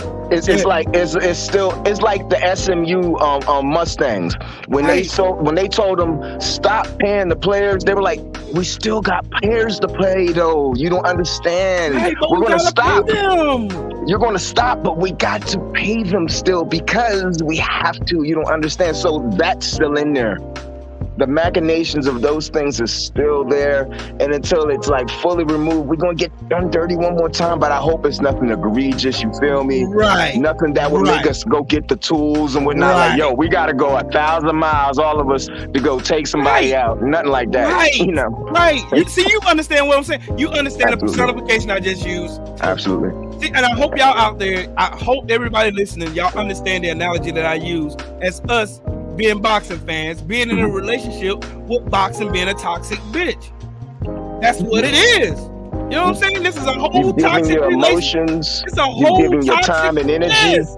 Mm-hmm. You putting your money, you putting your time, you putting your effort into it. You hoping it's gonna get better one day. You hoping the relationship between you and boxing is gonna get great one day. You start feeling the high of having Deontay Wilder talk about coming back, and then Errol Spence versus Terrence Crawford getting ready. Hopefully it gets signed song. We over here sitting here waiting and shit. Like, come on, boxing man, do right. I mean, you dirty bitch. You been doing you wrong and grinding for years, you dirty ass bitch. No, seriously, real talk, just like any toxic relationship too, you're going to have a great day or a great weekend or a great month or you might have a great year, dog. Yes. A beautiful year. Like, yo, I'm going to go get that ring right now. Yes. Yes. Remember this year? This year ain't been bad. You know what I'm saying? We're having a good year. Like, I'm sitting here looking at the pros and cons of the year. Like, yo, we up right now. Yo, we up. Like, boxing fans should be excited right now. We got Jamil Charlo being undisputed. Mm-hmm. We got Devin Haney being undisputed. We had all kind of great fights this year. All of them. Great fights. Like some dope ass fights. Some real good ass fights. And with some good turnouts. Like Course Stevenson was unified. All types of stuff. Like, yo, this is looking good. He unified. Like, God dang. It was great. You know what I'm saying? Great. If you're a black fight fan, it's a great year for us. I mean, it's a fantabulous, wonderful year for us. Absolutely. Because we're getting to see some of the younger brothers that are really good finally get the light shined on them. LS Boots in this. You got Cool Boy Steph coming into the limelight. You know, so you got the Russell brothers coming up, Gary Antonio and Gary Antoine coming up through the ranks, following the footsteps of their brother. You know what I'm saying? You got all these. You got Box Boy Troy coming up through the ranking, knocking motherfuckers out at 168. You know what I'm saying? You got all these people coming up through the ranks. It makes me, like I said, it gives me that warm and fuzzy feeling about the warm fuzzy feeling. You know what I'm saying? It's the hug at the end of a long day. It gives you the hug and a kiss. You know what I'm saying? Hug and pat my back. Ask me was my day rough and shit. You know what I'm saying? Did you just go get my slippers? You did? Right. Oh shit! God damn. You know what I'm saying? You just put my slippers on. Man, start rubbing my back of my ear. And y'all know it does to me. Make my knees weak and shit. You know what I'm saying? And then rubbing my ears and all. You know, last 2 weeks now I found a text in your phone. God damn it. Shit. Oh man, shout to all the ladies out there with the excellent ear rubbing technique. Oh man, y'all some hidden gems. Yes, y'all. And for all the fellas who don't know what I'm talking about, the fellas who do, you know what I'm talking about. Praise God. I got one of those. I married her. Praise God. Oh Amen. my God. But I hope everybody who's Technique. just tuning in, I hope y'all understand my analogy. Trick, what's up with it, Brody? I hope y'all understand my analogy and me using boxing as being like a toxic relationship, because honestly, I really do think we are in a toxic relationship. Mm-hmm. Because look, I'll tell you what, I'll give you another example. The LDBC. We're the stunning bachelor on the corner. We're in the club by ourselves. We done bought our own drink. We doing our own thing. We sitting in the club. We don't want no smoke with nobody. We over here fucking around, doing our own thing, chilling in the club, minding our goddamn business. But you got them hating ass niggas sitting on the wall, standing. You know, y'all ever gone to the club? You got a bunch of beautiful women on the dance floor, dancing with their girlfriends, dancing by themselves. But you got a wall full of niggas that stand at the nigga at the bar, minding his motherfucking business, mad because we got on some nice ass shoes, we got on a nice ass fit, got some nice ass jewelry out there blinging and shining. They mad and jealous. So what do they start doing? Hating and lying and backbiting. I'm telling you, all aspects of a terrible relationship can apply to everything that we experienced this whole year thus far. It has. Notice the video from Dante's Fuck Nation come out all of a sudden. Now you over here talking about the LDBC. No, Errol Spence wasn't talking to the LDBC, because you know why? Because there's people in the LDBC who have direct contact with Errol Spence's camp. First off, i.e. Black Fight Fan is Earl's OG. So what are we talking? Thank you. That's There's Earl's videos up OG. right now with Black Fight Fan in the car with Errol Spence Jr. and they're riding around talking like homies. He checks in with Black Fight Fan, not on some sucker shit, on some that's my guy. We Like, young that's boy, that's my guy. Right. They have This it is my like he OG. said in his This video. is real. This is family. Like for real. So when you're saying it in that regard, it's real, and it eliminates the fact that, you know what, y'all some hating ass dudes. Right. And then we right next to these people. You see how these hoes come out. That's why I posted what I posted on Twitter. I went on Errol Spence's post and I put, it's a shame now you see all these clickbait channels coming out the woodwork trying to shove blame over to the LDBC. Yeah. The difference between the LDBC and Dante's Boxing Nation is that we're sitting on camera with the same people we're talking about and we're creating stories about. That's the difference. And that's the difference. That comes out of the horse's mouth. This ain't no hearsay shit. You heard it from them. Absolutely. When Errol Spence was in his car, car the world champs jump on camera and with the content providers in the LDBC. When Errol Spence was in his car accident, who called and checked on him? Black Fight Fan. Called his sister. Called his mama. Checked on him. Was giving us updates on how he was doing. Bunch of you motherfuckers was out there wishing death on that man. Absolutely. That's who he was talking about. He was talking to y'all. And y'all softy, sucker ass motherfuckers got in y'all feelings. Y'all got in y'all feelings because the LDBC don't have to be out here like y'all on that clickbaiting bullshit. That's some soft ass shit. We have real ass fucking interviews over here. Trill Bill and Devin Haney wins are undisputed. Guess who they coming over here to talk to? Absolutely. Here. The undisputed champ of the world, Craig, is coming here. They're coming to the LDBC. He wasn't talking to us. He was talking to you fuck niggas. Cause y'all will take what we do on the video and then go spin your own bullshit narrative. Hence the reason why I talked about that fuck nigga at the beginning of this video. Absolutely. Because that's what he did last night. He took that whole video of Errol Spence and Bud Crawford backstage with Bob Arum standing right there in front of him, and then try to say, well, Errol Spence said to get a belt first. Do you remember what weight class Bud was at when he was in that video? Bud was at 140, dumbass. That means he had to move up to get a belt at 147. Wow. You can't use this belt at 140 at 147, doof. Fucking doofy, dumbass. Doofy. Oh, dude, like you just turned your brain off. You really have. Look, these people are so hell-bent on dick riding Bud Crawford. They're saying make up anything. Mr. Shell, my witness, I was on his man channel last night, and this dude couldn't answer the simplest question. I said, how many times did Errol Spence ask Bud to make the fight? In front of Bob. 9 times. It was 9 times. That's a lot of times. It was 9 times. Don't believe me? Go watch the whole video and count. He asked him 9 times. Discussed the venue right there. He told him, well, we can fight in Las Vegas. It's neutral ground. That's going out the window. Oh, I'm going to take the easy route. What do you mean by the easy route? Fights that are easiest to make. Man, if Errol Spence is ducking Bud because he said he's gonna take the easy route to go fight Sean Porter, which is not an easy fight, which wasn't an easy fight anyway. Then why is Bud suing Bob Arum? Absolutely. Why in the fuck? What did Bud say out of his own mouth when they got found out about Bud filing a suit against Bob Arum? He said because he couldn't get me to fight with Errol Spence that I wanted. And your whole channel's a fucking fraud. Mm-hmm. You couldn't last 5 minutes with me in a debate, much less even compete with BFTB. Shit. And that's the shit that the fighters who come here are trying to avoid. That's why they don't have access to it. That sucker shit, the snake shit, the deliberate, misintentional information, the clickbait items, the things that going to cause controversy because controversy is monetized. See, that's what they're trying to stay away from. You're including their name in a bunch of sucker shit.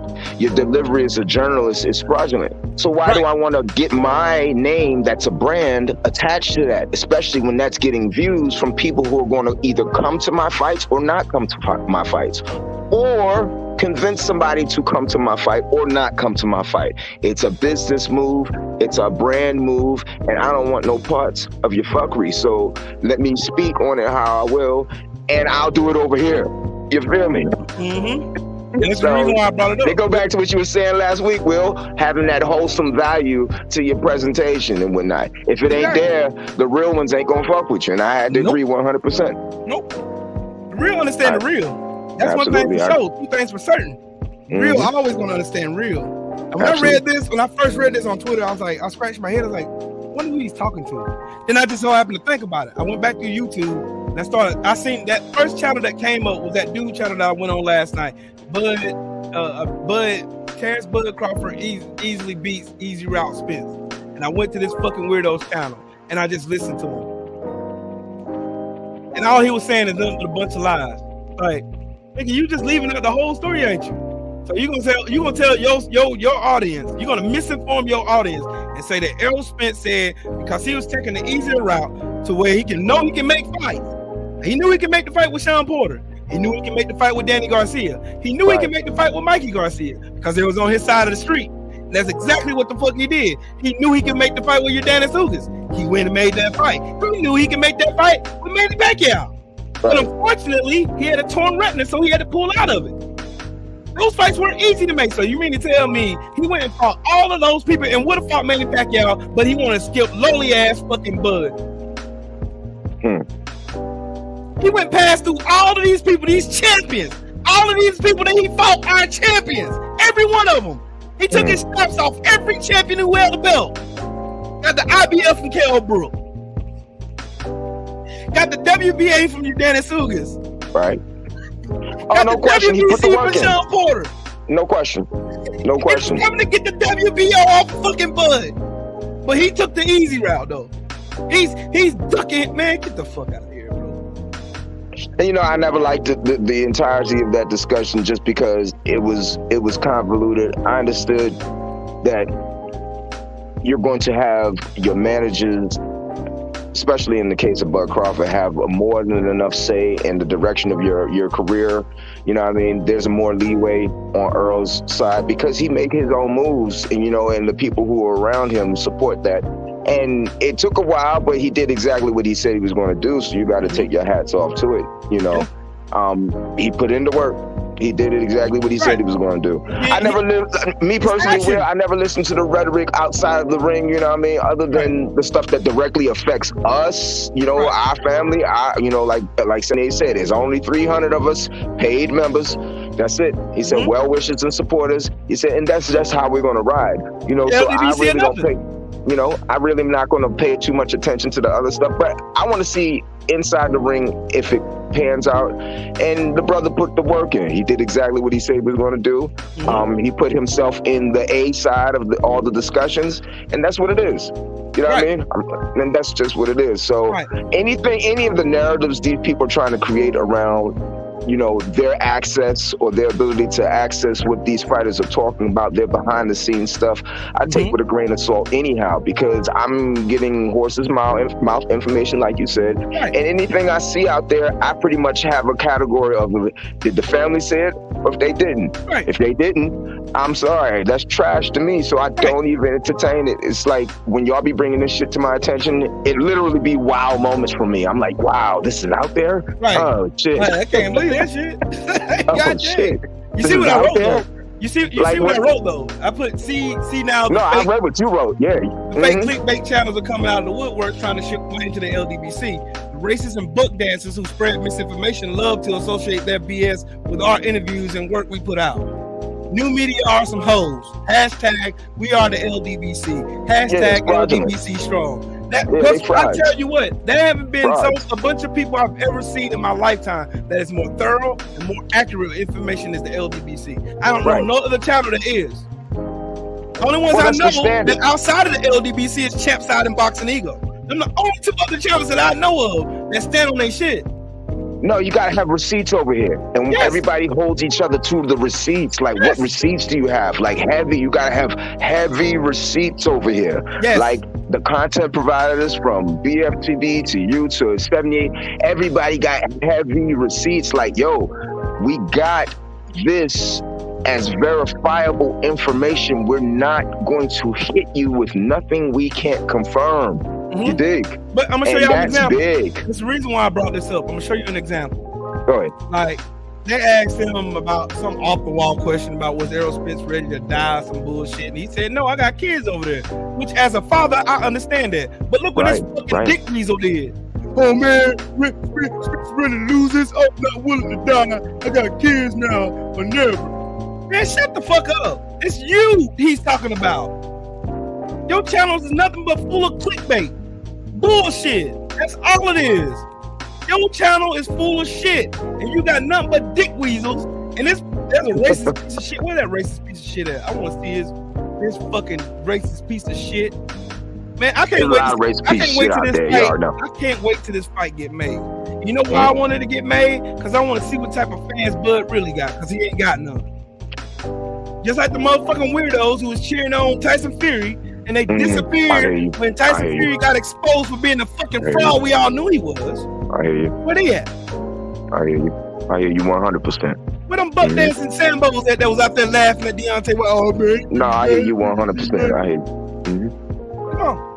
Where y'all at? The LDBC is still here. I thought y'all said we have not been seen. I thought y'all said we was going to disappear. I thought y'all said we was going to quit doing this shit. No, remember the weeks following all the, you guys are still around, and niggas was like, what are you talking about? We made this for boxing fans. Crying. We didn't make this for these moments. We made this for boxing fans. The General said I didn't make the LDBC for a moment. I made it for good. You dig? You hear that, Chester boxing?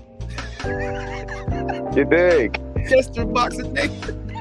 Oh my God, yo, he murdered him. Oh, yo, Will, I dropped my phone. I'm so glad I had the OtterBox on when he said that shit.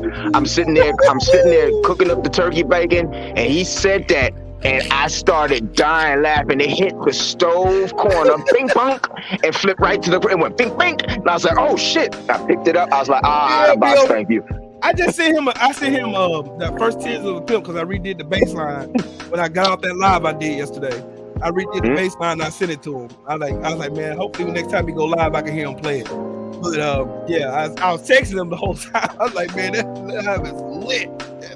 Oh man, I had got that suggested in my suggested. I was looking at it, and I said, "What the hell is this?" And it said, Boxing Nation. I saw LDBC, and like I said, I ignore it. I just tossed it to the wayside because I'm like, oh, hold on, there's probably somebody just talking. Listen to me, as long as the YTBC has been around, and as long as the LDBC has been around, I've never watched a Dante's Boxing Nation video, not one time. You know what? I used to follow Dante's Boxing Nation when I first got on YouTube. He's the dude who have the bitches in the front in the videos, right? Yeah. I never watched it off the strength of that. When I saw it, I said, oh, come on, man. You need to reel me in with this. Off the strength of that, I never watched it. Hold up. I'm not. I'm gonna be honest. This is my one. moment of fucking integrity and honesty. I watched Dante's Boxing Nation when I first got on and found out about the YTBC. Right. I found out about a lot of people did. Mad people Black did. Fight Fan. I found out about all these other channels and Fanon and everybody else. That's how I got gravitated into the boxing community. Right. Because I use my YouTube channel just to upload videos of me doing music. That's it. Right. And I had a couple videos of my kids. I had my son's video on my old page, which that's one thing that pissed me off about that motherfucker. They took my video of my son when he was 2 months old, my baby boy, and he's almost 14 now. Mad about it. When them fucking trolls came over here being fucking pervert. Fucking dicks. But I got it on VHS, you bitch. Assholes. So what? The tracking's fucked up. We got it. Yep. I got it on a VHS. Encapsulated, baby. Convert over to a DVD, bitch. Eat a bag of dicks. That's what you can do. Still mad about it though. I'm still mad about that shit. Fuck that. I'm still mad about it. But like that's what originally got me into it. I started making boxing content like almost 4 years ago, and then like my old channel, I Am Ill Will, that shit started like coming out of nowhere. Like I was real nervous. The first video I did, I used to make them in my living room, and then I finally moved over into my bedroom because I had enough room to build an office. And now, lo and behold, y'all have this big ass fucking space. My big ass room, my big ass office space over here. I'm off to myself. I can do what I want to over here. I got plenty of room to go over here and jump around. I can go in here and literally pull my weights and shit in here, work out, come back over here and make a video, and still got plenty of room over here. I can pull my bass, my drums. Y'all see me bring my drums. It's a lot of space. It's a lot of space in here. I got a California king bed behind me. I can literally bring my fucking drum set, my whole set in here and set it up, and still have room left. The whole kit? The whole kit. I've done it before. I've done that shit before. Brought a whole set in here and set my whole set up right here. I just moved this chair out of the way. Damn. That was it. I got plenty of room. But then I moved from my living room because everybody used to be walking back behind me and shit. Then I went and bought this green, got that idea to buy a green screen. Because the first person I seen use a green screen, who was that? Who was it that had a fucking green screen first? It was one of these channels that used to have a green screen first. And I was like, you know what? That's a good idea. I'm gonna get a green screen. And I went and bought this fucking green screen. Next thing I know, I'm like, boom, this shit's starting to come together. And I went and bought this fucking high fucking dollar camera. And then I started getting ring lights and all this shit. Got all this shit set up, and then voila. Shit, then me and Mr. Sheldon started cooking on this motherfucker. And then voila, Possum Meat was born. God, goddammit. Possum Meat was born. And then Junior had a green screen. I was like, man, I gotta get my shit right. I gotta get my shit right. I went on Amazon, ordered me the fucking green screen thing. But the first thing they sent me was the fucking green screen itself. They didn't send me the fucking stand-up thing. So I had to go back and order another one of those. So I was wondering why the shit was cheaper and shit. What's up with it, champ? But yeah, that's pretty much how I got into YouTube. And then I started noticing everybody was like, oh man, you dope as fuck on the beats and shit. And me and Southside used to do we used to do shows where me and him both pull our keyboards out and just start singing and playing songs. And that shit was fun. I'm gonna do a show with him. I gotta do a show with him real soon. I gotta hit him up though. I gotta hit my brother Southside up. Like me and him was doing shows on this motherfucker. It was like we brought in New Year's playing music. And it was beautiful. Like beautiful. Come on, have fun. Still have fun. But you know, Possum Meat was born on this channel. And then it seemed like everything blossomed. I remember all the shows that we did, we started talking about cars, music, and laughing and joking, and then boom. You know what I'm saying? Everybody behind the scenes like, yo, Will, you got something special here. And keep going. And we kept going. And this shit just blossomed and turned beautiful. You know what I'm saying? Blossomed into me becoming friends with you and fucking Mr. Sheldon and Joe Townsend and fucking Main Event Mark. All of us started, we clicked up. And it's then the rest is history. Now we all brothers and shit. And I went to get back. That's dope. And now here I am, almost 4 years later, shit, building a second channel, and I'm almost at 1,000 subscribers. I'm dope. That's dope. Let's get the brother Will up to 1,000, y'all. Yeah, almost there. We need 225 more. Oh, you gonna get that soon? 225 more subscribers, and we're at a motherfucking No. I stand corrected. 223 subscribers. And Okay. we're at 777 today. Lucky numbers. All right. That's a good number right Yeah. there. I'm Strong. gonna keep growing. See? Don't keep hating. Strong. Keep hating. I'm gonna keep growing. I don't worry Yeah, keep hating. I don't worry about critics. I don't worry about nobody talking about me. I don't worry about that shit. You know why? Because I understand my assignment. We're all various parts to one body. And everybody's job is equally as important as the other one. Though it may not look like it is. It is. You're necessary. That's why I try to have as many people on the panel as much. You'll be surprised how many people get behind the camera now and they're comfortable behind the camera and they can talk their shit and have fun doing it. You know what I'm saying? Get behind the camera, talk your shit, have fun. You know what I'm saying? I open my door for everybody. Be you. Be yourself. Absolutely. That's the policy over here. You can't be nobody else but you over here. Absolutely. No fake That's shit. the cool part. You better be you. I'm gonna meet your ass off this motherfucker. And when I meet you off of it, I better get the same energy off of you when I see you in person. Absolutely. Right. I'm the same way off this bitch. There's plenty of people in the LDBC that met me offline. And I met me outside of this bitch. They can tell you, Trill Will is the same way off the internet. No, that's what I was telling everybody about all the folk I done met from off BFTB, same in person. LVZ, that's my brother from DMV. I'm DMV native, same in person. Me and that brother chopped it up. We got up, chopped it up. A Black Fight fan, same in person. You know what I mean? Tell me you going to the meet and greet. You know what I mean? These are just the folks. Tell me you going to the meet and greet, bro. All right, man, I'm gonna try to get down there. You know what I mean? I'm hoping. Here's what I might. Let's the thing. I might have to get that surgery I was telling you about. You know what I mean? Oh yeah, okay. I might have to get that soon. Okay. Like I go in for evaluation. Let's see. What's today? Today is the 10th, I believe, right? Yeah. So my appointment is on the 21st. This is my last week of physical therapy, so we go in for evaluation. I'd like to try to get out there. If I do, it's going to be by train because I can't fly up. So I'd have to leave the day before, and get down there. It's not an issue where I'd stay. That's all, lodging and everything is already taken care of or whatever. But yeah, it would be a round trip train. So that would be one of them things. 50-50 at this point. We're setting them up for you.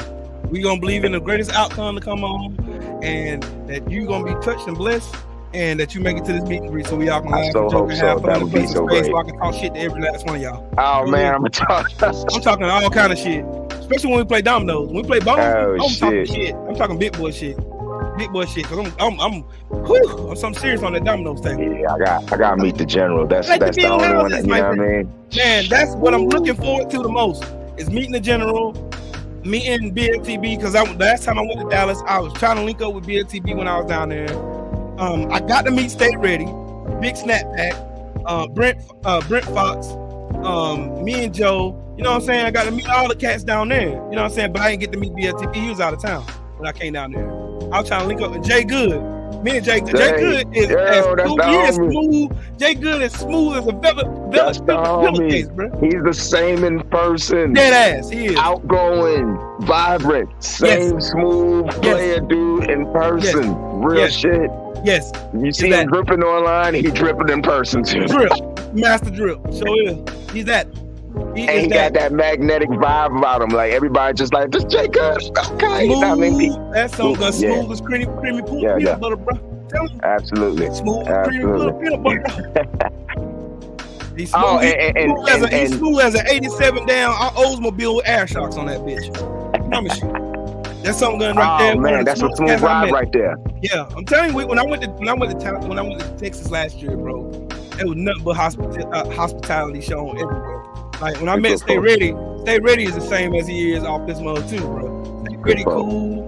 You're a good brother. You see me saying Trill Willie. I went up to same in person. Yep, I met him in person. Me and him set up, chopped it up in his car. Chill. Yeah, we went and caught dinner and whatnot up in Papados and all that.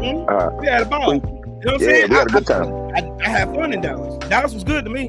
I had fun. That's what I'm looking forward to next month. I can't wait. I'm already ready.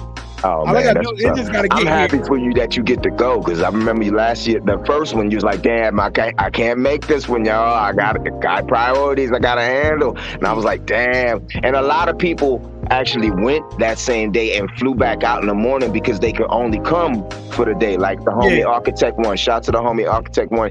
He flew in had the rental ready, drove up. Me and him actually ended up going to the fight together, which was crazy and whatnot, because me and him from the town, me and him 410, we DMV too. So we DMV too. So, you know, we met up, went to the fight together. He left the fight, flew back to Baltimore right afterwards. So a lot of people actually flew down and could only make the event. But they couldn't, you know, it was the time they had, and they made their due diligence to get to the first annual event. And you know, I'm so happy you're getting to go. I was jealous. I'm saying, oh man, I'm happy you're getting to go this time. I was jealous as fuck. See everybody cutting up, see Junior cutting up, see y'all cutting CC up. was there. CC tall as hell too. I was like, oh shit. I was mad. I was like, man, I wanted to go so damn bad. I wanted to see everybody. Meet everybody, have fun with everybody, hang out with everybody. I want some soul food when I go down there this time. I want to go find a nice Friday when I get there. I get there Friday the 5th. I get there on Friday. I want to go get my rental car, move in, go check into my hotel room, I'm gonna change my clothes, and I'll call y'all niggas. Y'all know I'm gonna call you. I'm calling you. Whoever's in the vicinity of the area, let me know. I'm gonna be there Friday the 5th. I don't think you can miss, Will. It's so many good spots out there from Elm to South Dallas. I don't think you can miss, bro. I just want to go to a nice soul food joint. I want to sit down and eat me some nice Texas soul food. Some nice Texas yams with the steak and the chicken and fries. Yes, that's what I want. I want some and the rice and the corn. I want some Rudy's chicken. They've been talking, y'all Texas people been telling me about the Rudy's chicken. Oh, they cook their chicken different, man. They cook it with a little bit more love. I want the Rudy's. If it tastes like Big Mama's, I want it. No, you know how Atlanta chicken is straight flame fire brizzle. Yes. I mean, you can't miss in Atlanta with food either. Like it's different. The food is different in Texas. It's a different type of Southern love, if you will. I gotta find out on that kind of food. It's different. I gotta find out because I know me and Joe went down there and slayed them fucking nachos, them brisket nachos. Slayed that shit. Slayed. I had a brisket sandwich and brisket nachos. Showing out. I showed my ass. I did. I showed out. Sold out. Oh, it's like Atlanta too. The taco trucks is ran by the brothers. And yo, everything that was at Garchella last year, everything was black. Everything. Yeah. All of the vendors there were black. All of the bartenders there were black. Everybody in there, all the performers were black. Even the MC of the program was black. Everybody who was running the program, period. Everybody from Five Steaks, everybody. Shout out to Five Steaks. They black. All black, everything. Every cigar company that was there being represented, black owned. Everything black. I have to question. Everything. No, black. hold up though. We talk about black. I got to question the Jamaicans down at Jamaica Gate in Northeast Arlington. Hold up. I don't think those is real Jamaicans though. For real. I lived in Arlington. No. I was like, every time I was in there, I'm like, hold up. Them not yard. No. I'm like, no. Them niggas is from like North California and just put on the Jamaican accent and learned how to cook and moved on over here. Cause they be dreaded heavy like that. Bro. Nah, they be dreaded heavy like that in the Bay Area too. I got suspicions. I said, y'all ain't a yard. No. Y'all just learn how to cook a food good. That's it. Hey, but you might want to hit that ass up here, bro. Nah, if y'all end up out there after the fight and they still open, you might want to hit up Jamaica Gates too and whatnot. If they still open out that way too, they got some good food over there and they close to the stadium and all that. If the fight down there, if y'all end up down, I mean not the fight, if y'all end up down in Arlington and whatnot. But I don't know how long you staying down there, Will. You staying down there a whole day? I'm staying down there since Sunday. Okay, that's what's up. Yeah, you're gonna get some leg work in then. I'm planning on going down there Friday when I get there because I know the event's on Saturday. Friday when I get there, I plan on going to go get some food. Like when I first get there, I'm gonna go get some food, then I want to go hang out with everybody. Yeah, if you get up with Five and Kiki, because they probably gonna come up there too. They probably take you out to Arlington to the spots over there by the district. If you end up over there, if you step away, like you're gonna have so much to do in Dallas, you might not even step down that way. Yeah, I know the first person I'm gonna hit up is Joe Townsend. That's off the top. Either him, I know, cause I like that. Y'all be surprised the number I got. So I know I'm probably gonna hit BFTB up in the general, see where they at, and see if all of us gonna be able to link up or whatever. And if we can, cool. I'm riding. Yeah, I was gonna say I think BFTB closest. If he's still out, Colinas, he closest to West Dallas, Dallas area, probably like 10 miles away. I wouldn't say where I'm staying, but I ain't telling no trolls on this motherfucker. Oh hell no, hell no. I'll make you come up missing real quick and get back on the plane in South Carolina. You gonna make it real uncomfortable for him. Yeah, I promise you come up missing. Like Tay Jones said, I'm a peaceful man outside this ring, but I will make it uncomfortable for you. Facts. But yeah, I'm gonna be very, very close to downtown Dallas. Very close. Oh man, you're gonna have a great time, man. Yeah, I hope I get to go, man, because then it's gonna be like, look, I'm gonna enjoy the ambiance. That's it. Just please, it's gonna be. I'm going live when I get down there. Y'all know I'm going live. Y'all know I'm going live. Y'all know I'm going live. Y'all know my black ass going live. Shit, if I don't do nothing down there, I'm going live. Shit, I'm gonna be live. We live, baby. My boy Kondo gonna be down there with me, so I'm cool. I got plenty. Look, PMP gonna be there heavy. We gonna be here heavy in the beach. Heavy in the beach.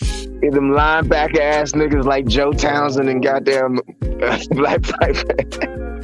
Yeah, we got a whole football team. We got Jerry the Truth on defensive line. You know what I'm saying? We got Ram Nose. We got Ram Nose gonna be there, man. Yeah, offensive. Ramsey's going. Yeah, Ram going.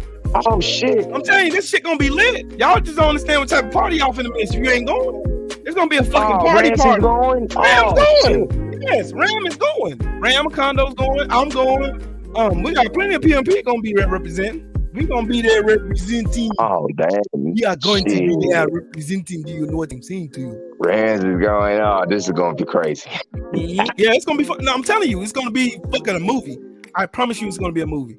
It's gonna be somebody do a documentary on this. It's gonna be a documentary, Will, from your time you leave and whatnot to the time you get there, and put an edit together just in case some of us don't get to do it. Please, Will, just take that time out of your personal time just to document you going, meeting your brothers, getting up with them, and then you leaving too. That would be so dope.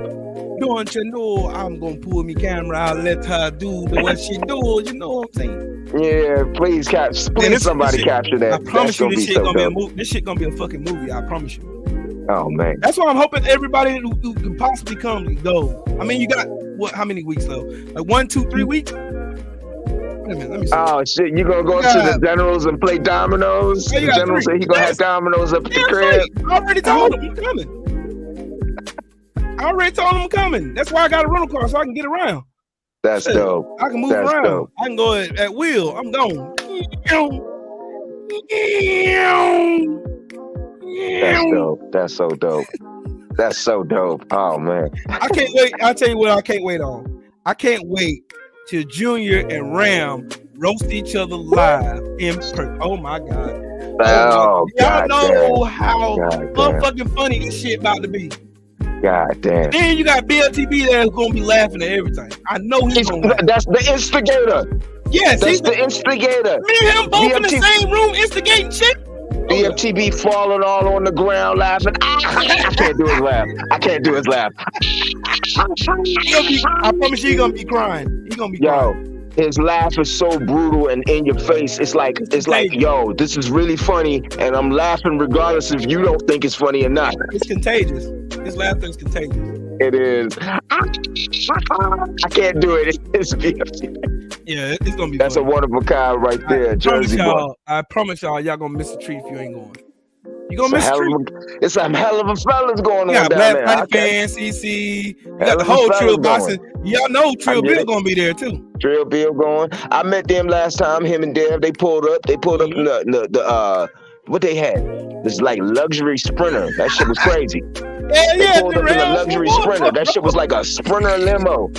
They pulled, and then these big ass look. Two of the biggest human beings you ever saw hopped out.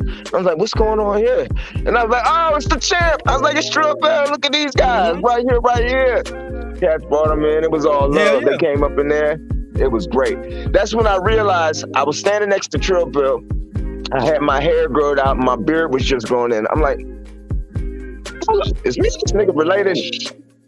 That's why I call him twin. When I grew my beard in, and I tagged BFTB and Trill Bill in the post. I said, tell me this motherfucker don't look like my fucking goddamn twin. This nigga BFTB was dying. He's like, oh shit. He's like, y'all niggas related. And I looked at him, I said, yo, this nigga's gotta be related to somebody in my family. He looked just like all the men in my family. I'm like, that's twin right there, yo.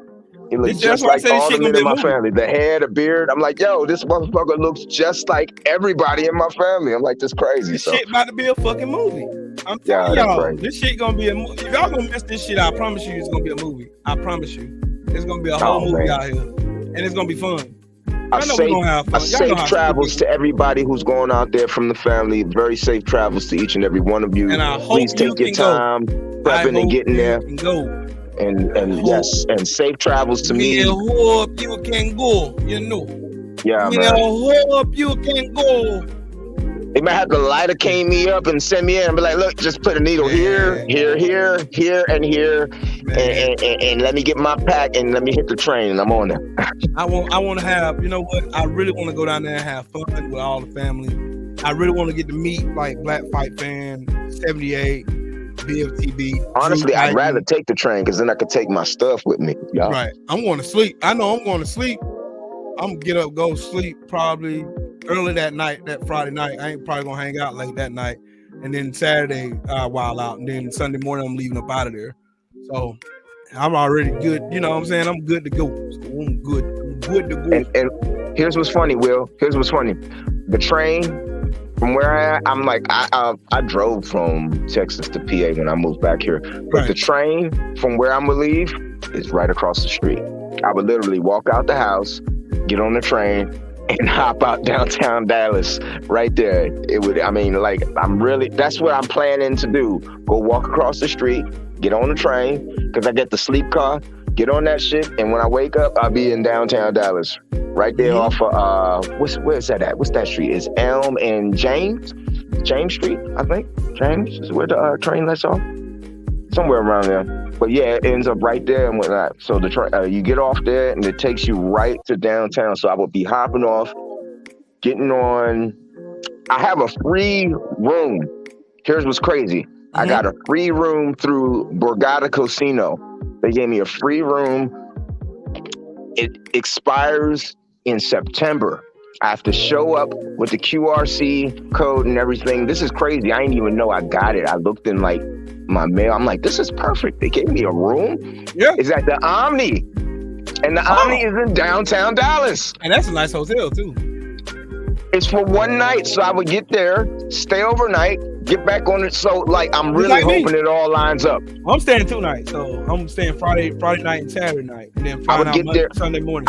I would get there late Friday, go to my hotel, meet and greet, stay overnight, leave. So I'm hoping it work out like that for real. I'm so really fucking stoked, man. I can't wait.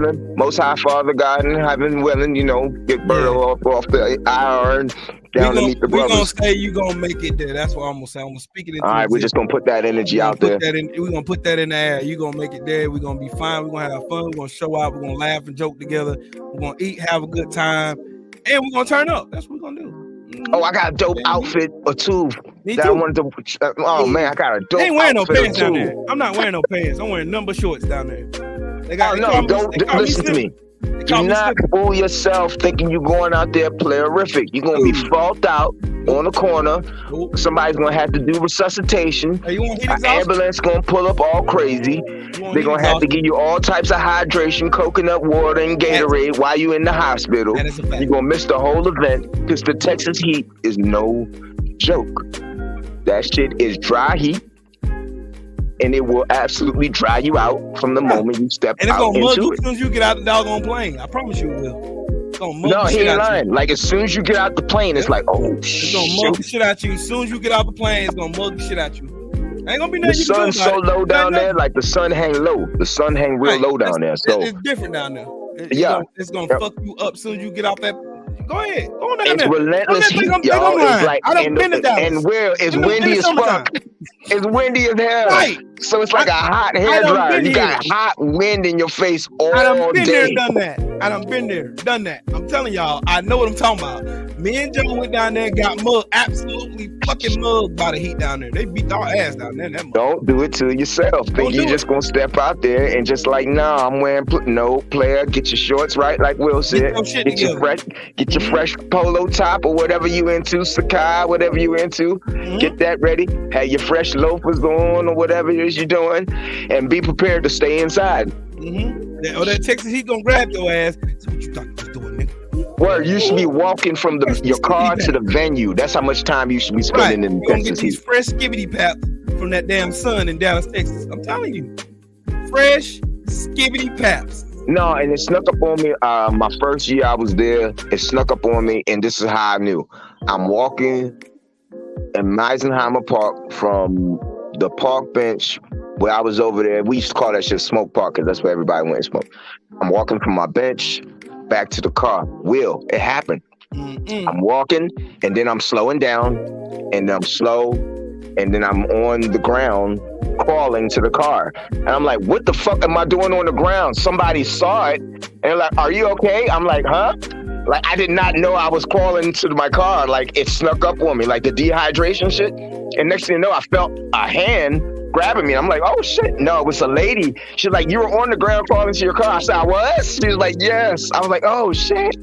Oh shit. I opened my car. I sat down in there, started it up, and put the air on. She said, are you okay?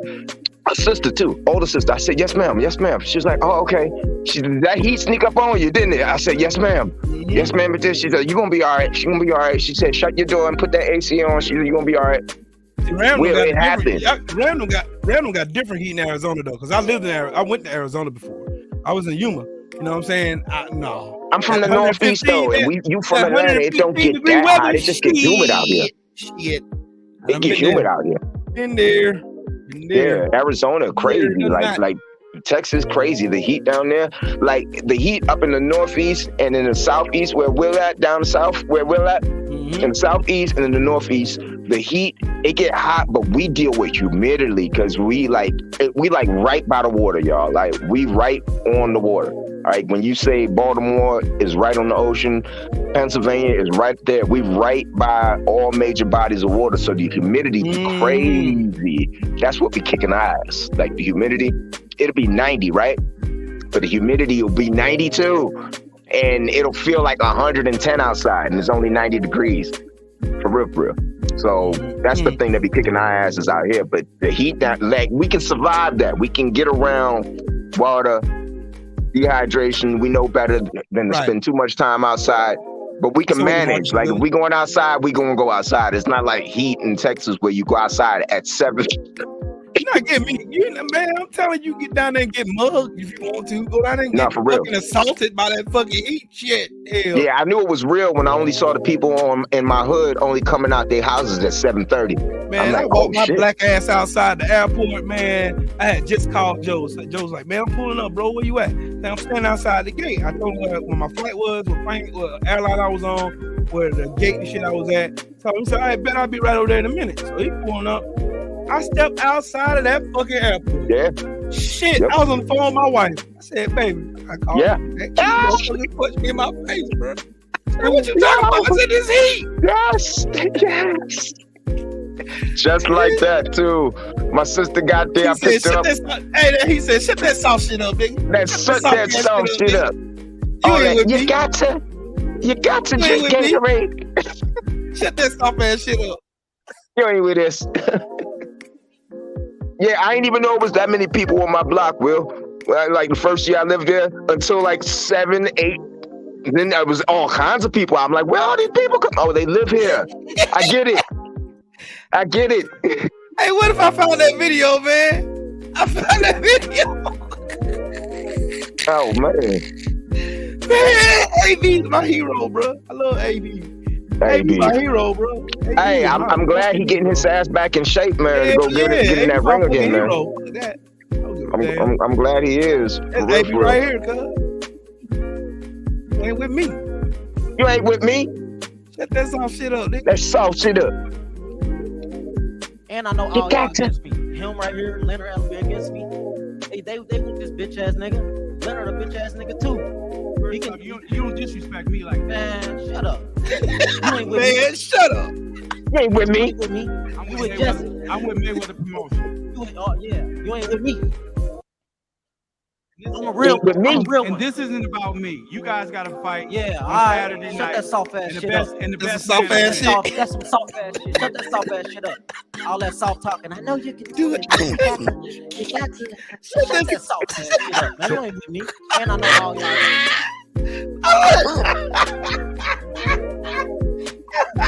I fucking love it, man. Oh man, I fucking love it. You ain't with me. Shut that soft ass shit up, nigga. Shut that soft ass shit up. You got to. You got You to. got to. Shut that soft shit up, nigga. You ain't with me. Yo, I'm mad he stopped doing it, but he used to have a really good reality show on YouTube called About Billions. Man. He used to do this little reality show where he would just do episodes every week and whatnot. Man, I'm like, yo, that dude is extremely entertaining, dude. I He's love it. I love it. man. I swear I love He it. has a twin brother too. Mm-hmm. He's a twin. I saw him on there. I seen his twin brother. I was like, oh shit. I love it. I swear I love it. You know what I'm saying? Yeah. I swear. You got to. You got to. Man, something. Man, Shut that it's soft all ass bad shit shit. up. You ain't with You ain't with me. me. Shut Shit. that soft ass shit up. Shut that soft ass shit up. You ain't with me. Yeah, I love it. I love it. Shut that soft ass shit up. You ain't with me. It's classic. That's Shut that classic. soft ass shit up. Shut that soft ass shit up. Shut Are they in the soft chat ass- with some soft ass shit? Shut that soft ass shit up. Man, I love that shit, man. I'm gonna be reflective, bro. Give me those skibbity paps. Those skibbity paps. Give them skibbity paps. Give them skibbity paps.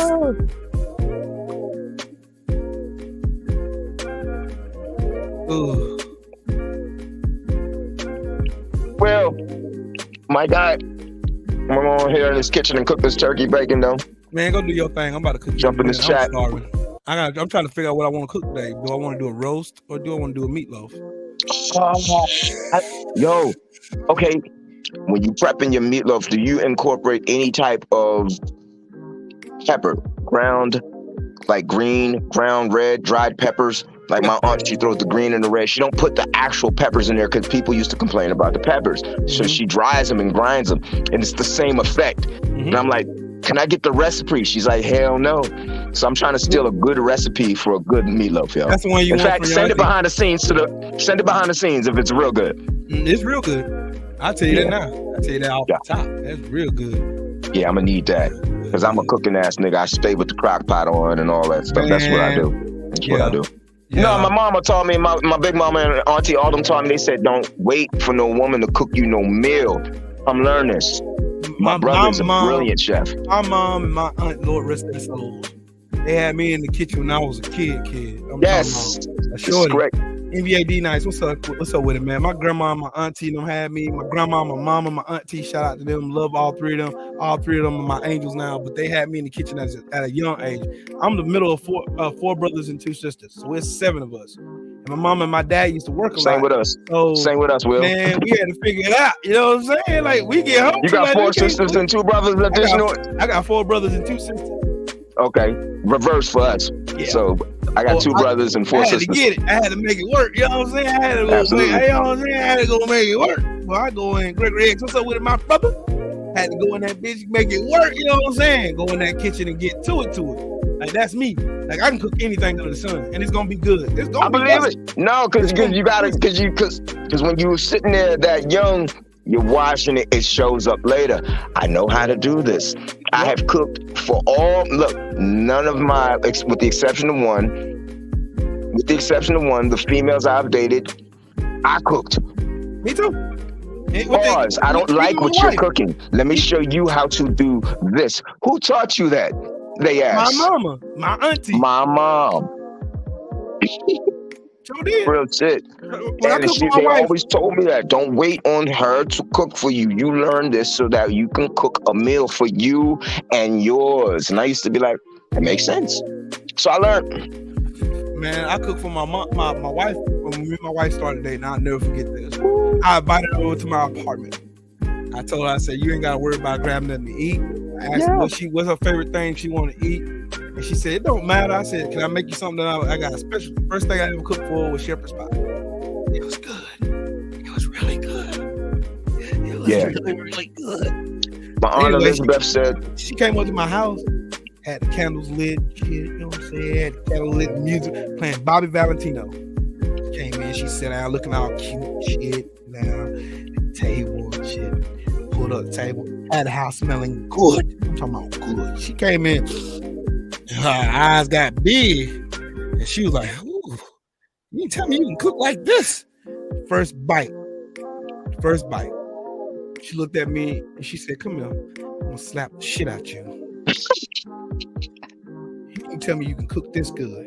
Sure can. And I've been cooking for her ever since.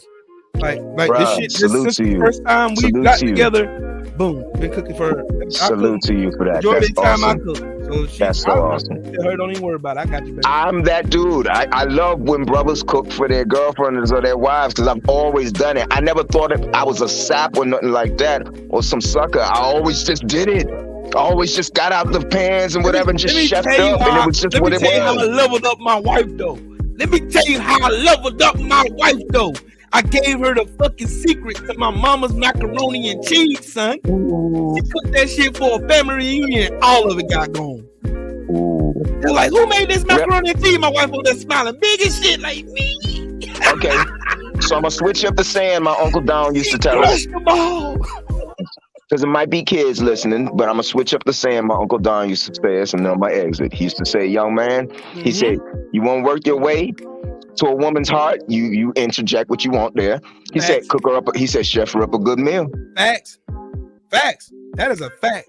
Your uncle knows. See your uncle. Yeah, you got my aunt? You got my aunt? Yeah. Hey, you wanna get some cooking? Man, he said, chef her up a good meal. Invite a woman over. I swear. Oh, invite you a woman over to the house, and I tell you what you can cook. You can do something simple. You can do some baked salmon.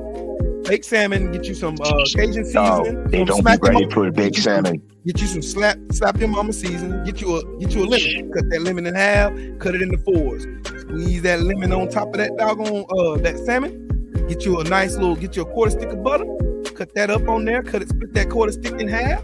Put it on one end, on the other end. Wrap it up in tinfoil. Throw it in the oven at 350 degrees and let that thing cook in there for 35 minutes. I promise you. By the time it's done, you can go on the bottom of it and get that skin off the bottom of it and eat. Yeah. And then you can go get you some asparagus, or you can get some cabbage, or you can get some greens. Get some greens with some chicken broth, not water. Chicken broth. You gonna thank me for it. Get you a chicken bouillon cube and throw it up in there. And get you a turkey neck. Throw up in that doggone pan of greens that you're about to cook. And then go get you some. And when you cook your macaroni and cheese, I'm not gonna tell you my secret. I ain't telling my secret. Only person I gave my secret to, and the rest of them take it to my grave. I gave it to my wife. She the only one that got my secret. Only one. Ain't nobody else getting it. But anyways, make your macaroni and cheese. How you do it? Get your macaroni and cheese, baked salmon. Get you some. You need some like rice or some doggone. Get some like buttered rice or some doggone mashed taters. You can do some mashed taters. That's what you can do. So baked salmon, mashed taters, collard greens, and you can do some Jiffy Mix cornbread. I promise you, guarantee you, by the time she done eating, she gonna look at you and slap you 22 times. Mm-hmm. And she gonna grab you by your shirt collar and she gonna pull you in the back. Promise she gonna work for you. Last meal. Don't y'all go away from this show saying I ain't never taught y'all nothing. I told y'all how to work. I'm telling you, because I feed my wife all the time. So do.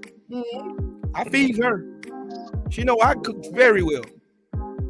Ain't that right, Snooky? Ain't that right, fat mama? Damn, I'm hungry as hell. I've been over here smoking and talking to this nigga the whole time. Oh, let me jump up off here. Man, well, I love you, brother. LDBC strong. You already know what it is, bro. Already. I gotta get ready to cook my dang self, to be honest with you. What y'all want to talk about? Because I can keep talking about cooking. Because cooking is my specialty. Hey, Mom, come on. You want to change the clothes?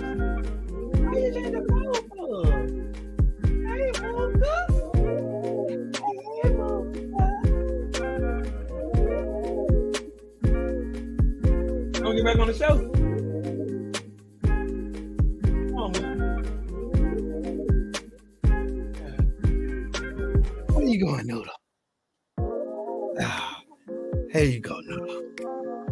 There you go, Papa baby. Yes, indeed. Hey, well, you trying to see what's on the show, ain't you? Why you trying to beat Papa up? Say hey to everybody then. Say hey, cause you all in the camera and stuff. You want to say hey to everybody? Say hey. Let's say hey to everybody then.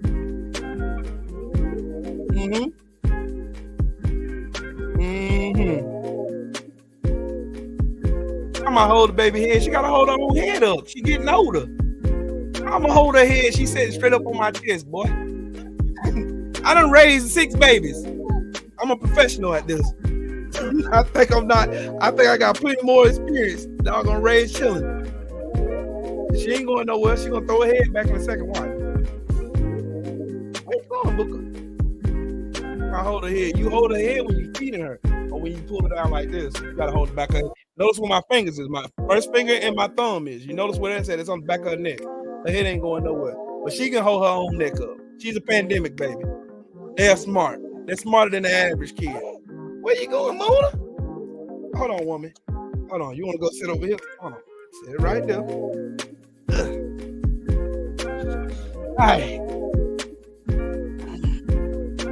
You gonna co-host with Papa? You put your gloves up so you don't punch nobody in the face now. Yeah. Now.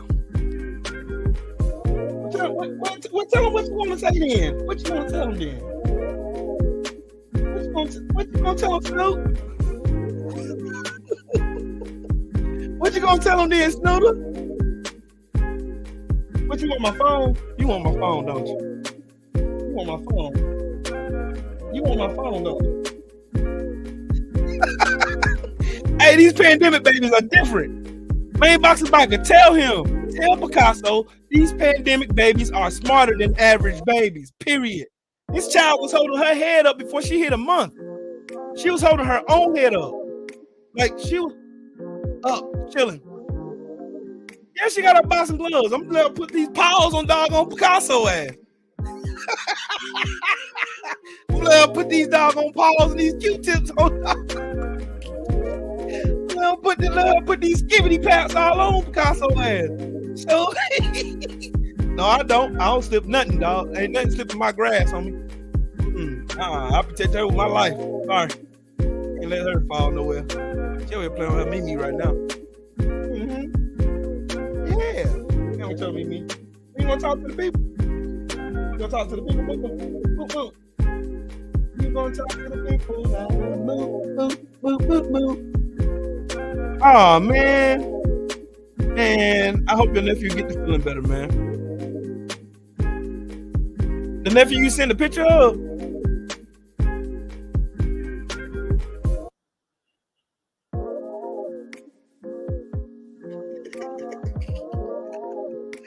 I gotta put a fun song on cause she on here.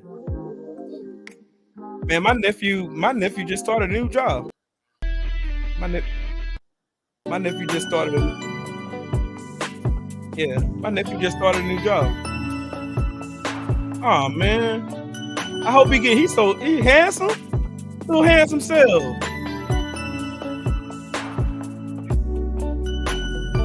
Where you going, Buddha?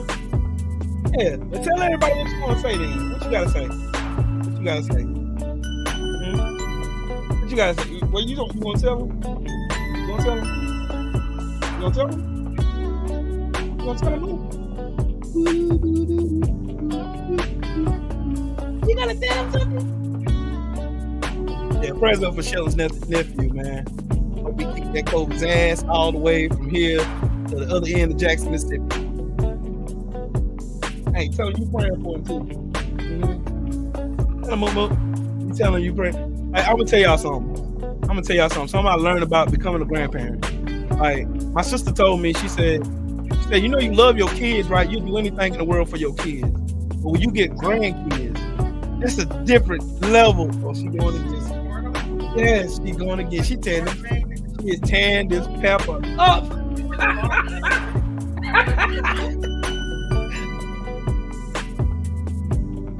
I ain't mean to tell on you. You had to look at me like that. Oh, I'm glad to hear that. I'm glad to hear that, show. I'm gonna tell you something though. When you get your first grandkid, like it's different. Like somebody can mess with my kids and take a little bit. It take a little bit to get me to that level to where I want to fuck you up. But her, you can look at her wrong, and I'm gonna fuck you up. You can breathe on her wrong. I'm gonna crack your jaw. I'm going to jail behind this one. I'm going to jail. Y'all see all this cuteness? Do y'all see all of this cuteness right here? Do y'all see the ultra cuteness of this super baby right here? That everybody says it's about her. She's like a magnet. Like there's something special about this baby. And she is a magnet. Look at her, looking like her mama. You look like your mama. Yes, you do. You look just like your mama. What are you doing? You want Mimi? That's why you keep looking over there at her, huh? Yeah, I see you. You keep looking over there at Mimi. You're supposed to be doing the show with Papa. You're supposed to be doing the show with Papa. You know, came over here and made your special appearance today, and you're supposed to be doing the show with Papa, talking to the people and telling the people about yourself, man. You're supposed to be telling them instead of pooping in my lap and looking around at your Mimi. That ain't fair. My feelings hurt. Yes, my feelings hurt. Now you want to go to your Mimi now. My feelings hurt. You want to go to your Mimi. You want to go to your Mimi.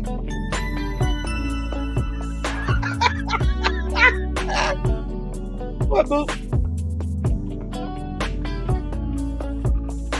Where you going? This so you don't pull your hair out, man.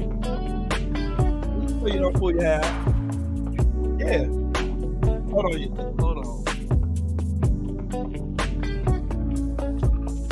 Yeah. There you go. It's on you. What you gonna tell them? What you gotta tell them? I can't wait till you start talking. When you start talking, I know you're gonna talk my ears. You need to move off, ain't you? I know you will. Between me and Mimi, I don't know who you gonna talk the most. You gonna talk Mimi head off. I know you're gonna talk Mimi head. Hey, Mimi, guess what? I went to preschool today, and the teacher said this. And then we're gonna go to that school and whoop that teacher's ass. And then we're gonna be like, nah, Mimi, y'all shouldn't have go and be mean to my teacher. Now I gotta go find another school to go to and be like, man, see, man. So.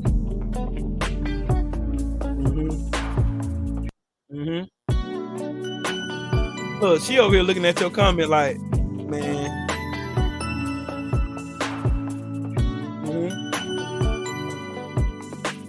What, baby? Have him. Hold on, don't kick your sock off, baby. Where you going? Oh, you want your Mimi? But yeah, it's dope being a grandparent. Tell y'all that now. It's real dope being a grandparent. It's really, really dope. Really dope. One of the most grandiose soul experience. I done been in this child life since she came in the world, and I'm not going nowhere. But yeah, I'm gonna get off here. I gotta cook dinner. I'm hungry. I'm starving.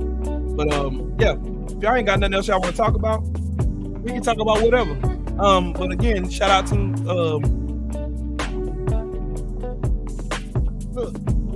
look from me and Miss Hazel. We bid y'all the most prosperous week. Hope everybody make sure y'all tune in to Drew Titan later on this afternoon. Now make sure y'all tune into the fight party with the Black Fight Fan and the Queens of the Ring. And then after that, CC Reacts is going on live after that. Hustle Slim, what's up with the champ? If y'all want to donate to the channel, please donate to the Cash App. Throw them across the bottom of the screen. All donations will be greatly appreciated. But yeah, for me and Miss Hazel, y'all have a fantastic and wonderful day and wonderful week.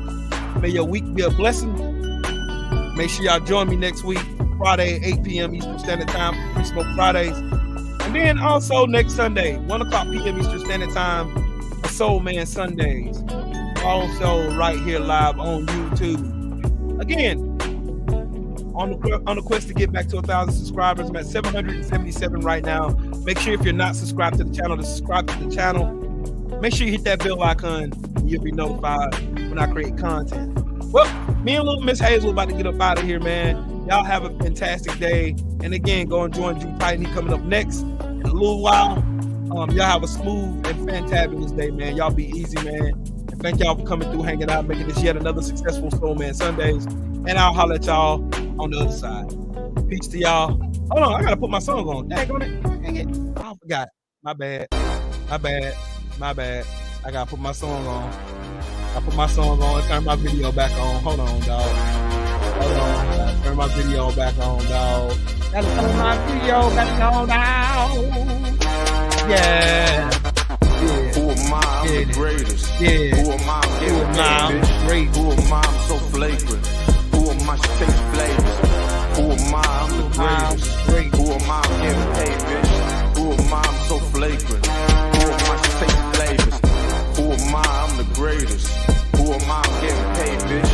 Who am I? I'm so flagrant. Who am I? She take flavors. Who am I? I'm the greatest. Who am I? I'm getting paid, bitch. Who am I? I'm so flagrant. Who am I? She take flavors. Who am I? I'm the greatest. Who am I? I'm getting paid, bitch. Who am I? I'm so flagrant. Who am I? She take flavors. Who am I? I'm the greatest. Who am I? I'm getting paid, bitch. Who am I? I'm so flagrant. Who am I? She take flavors. Who am I? I'm the greatest. Who am I? I'm getting paid, bitch. Who am I? I'm so flagrant. Who am I? She take flavors. Who am I? I'm the greatest. Who am I? I'm getting paid, bitch.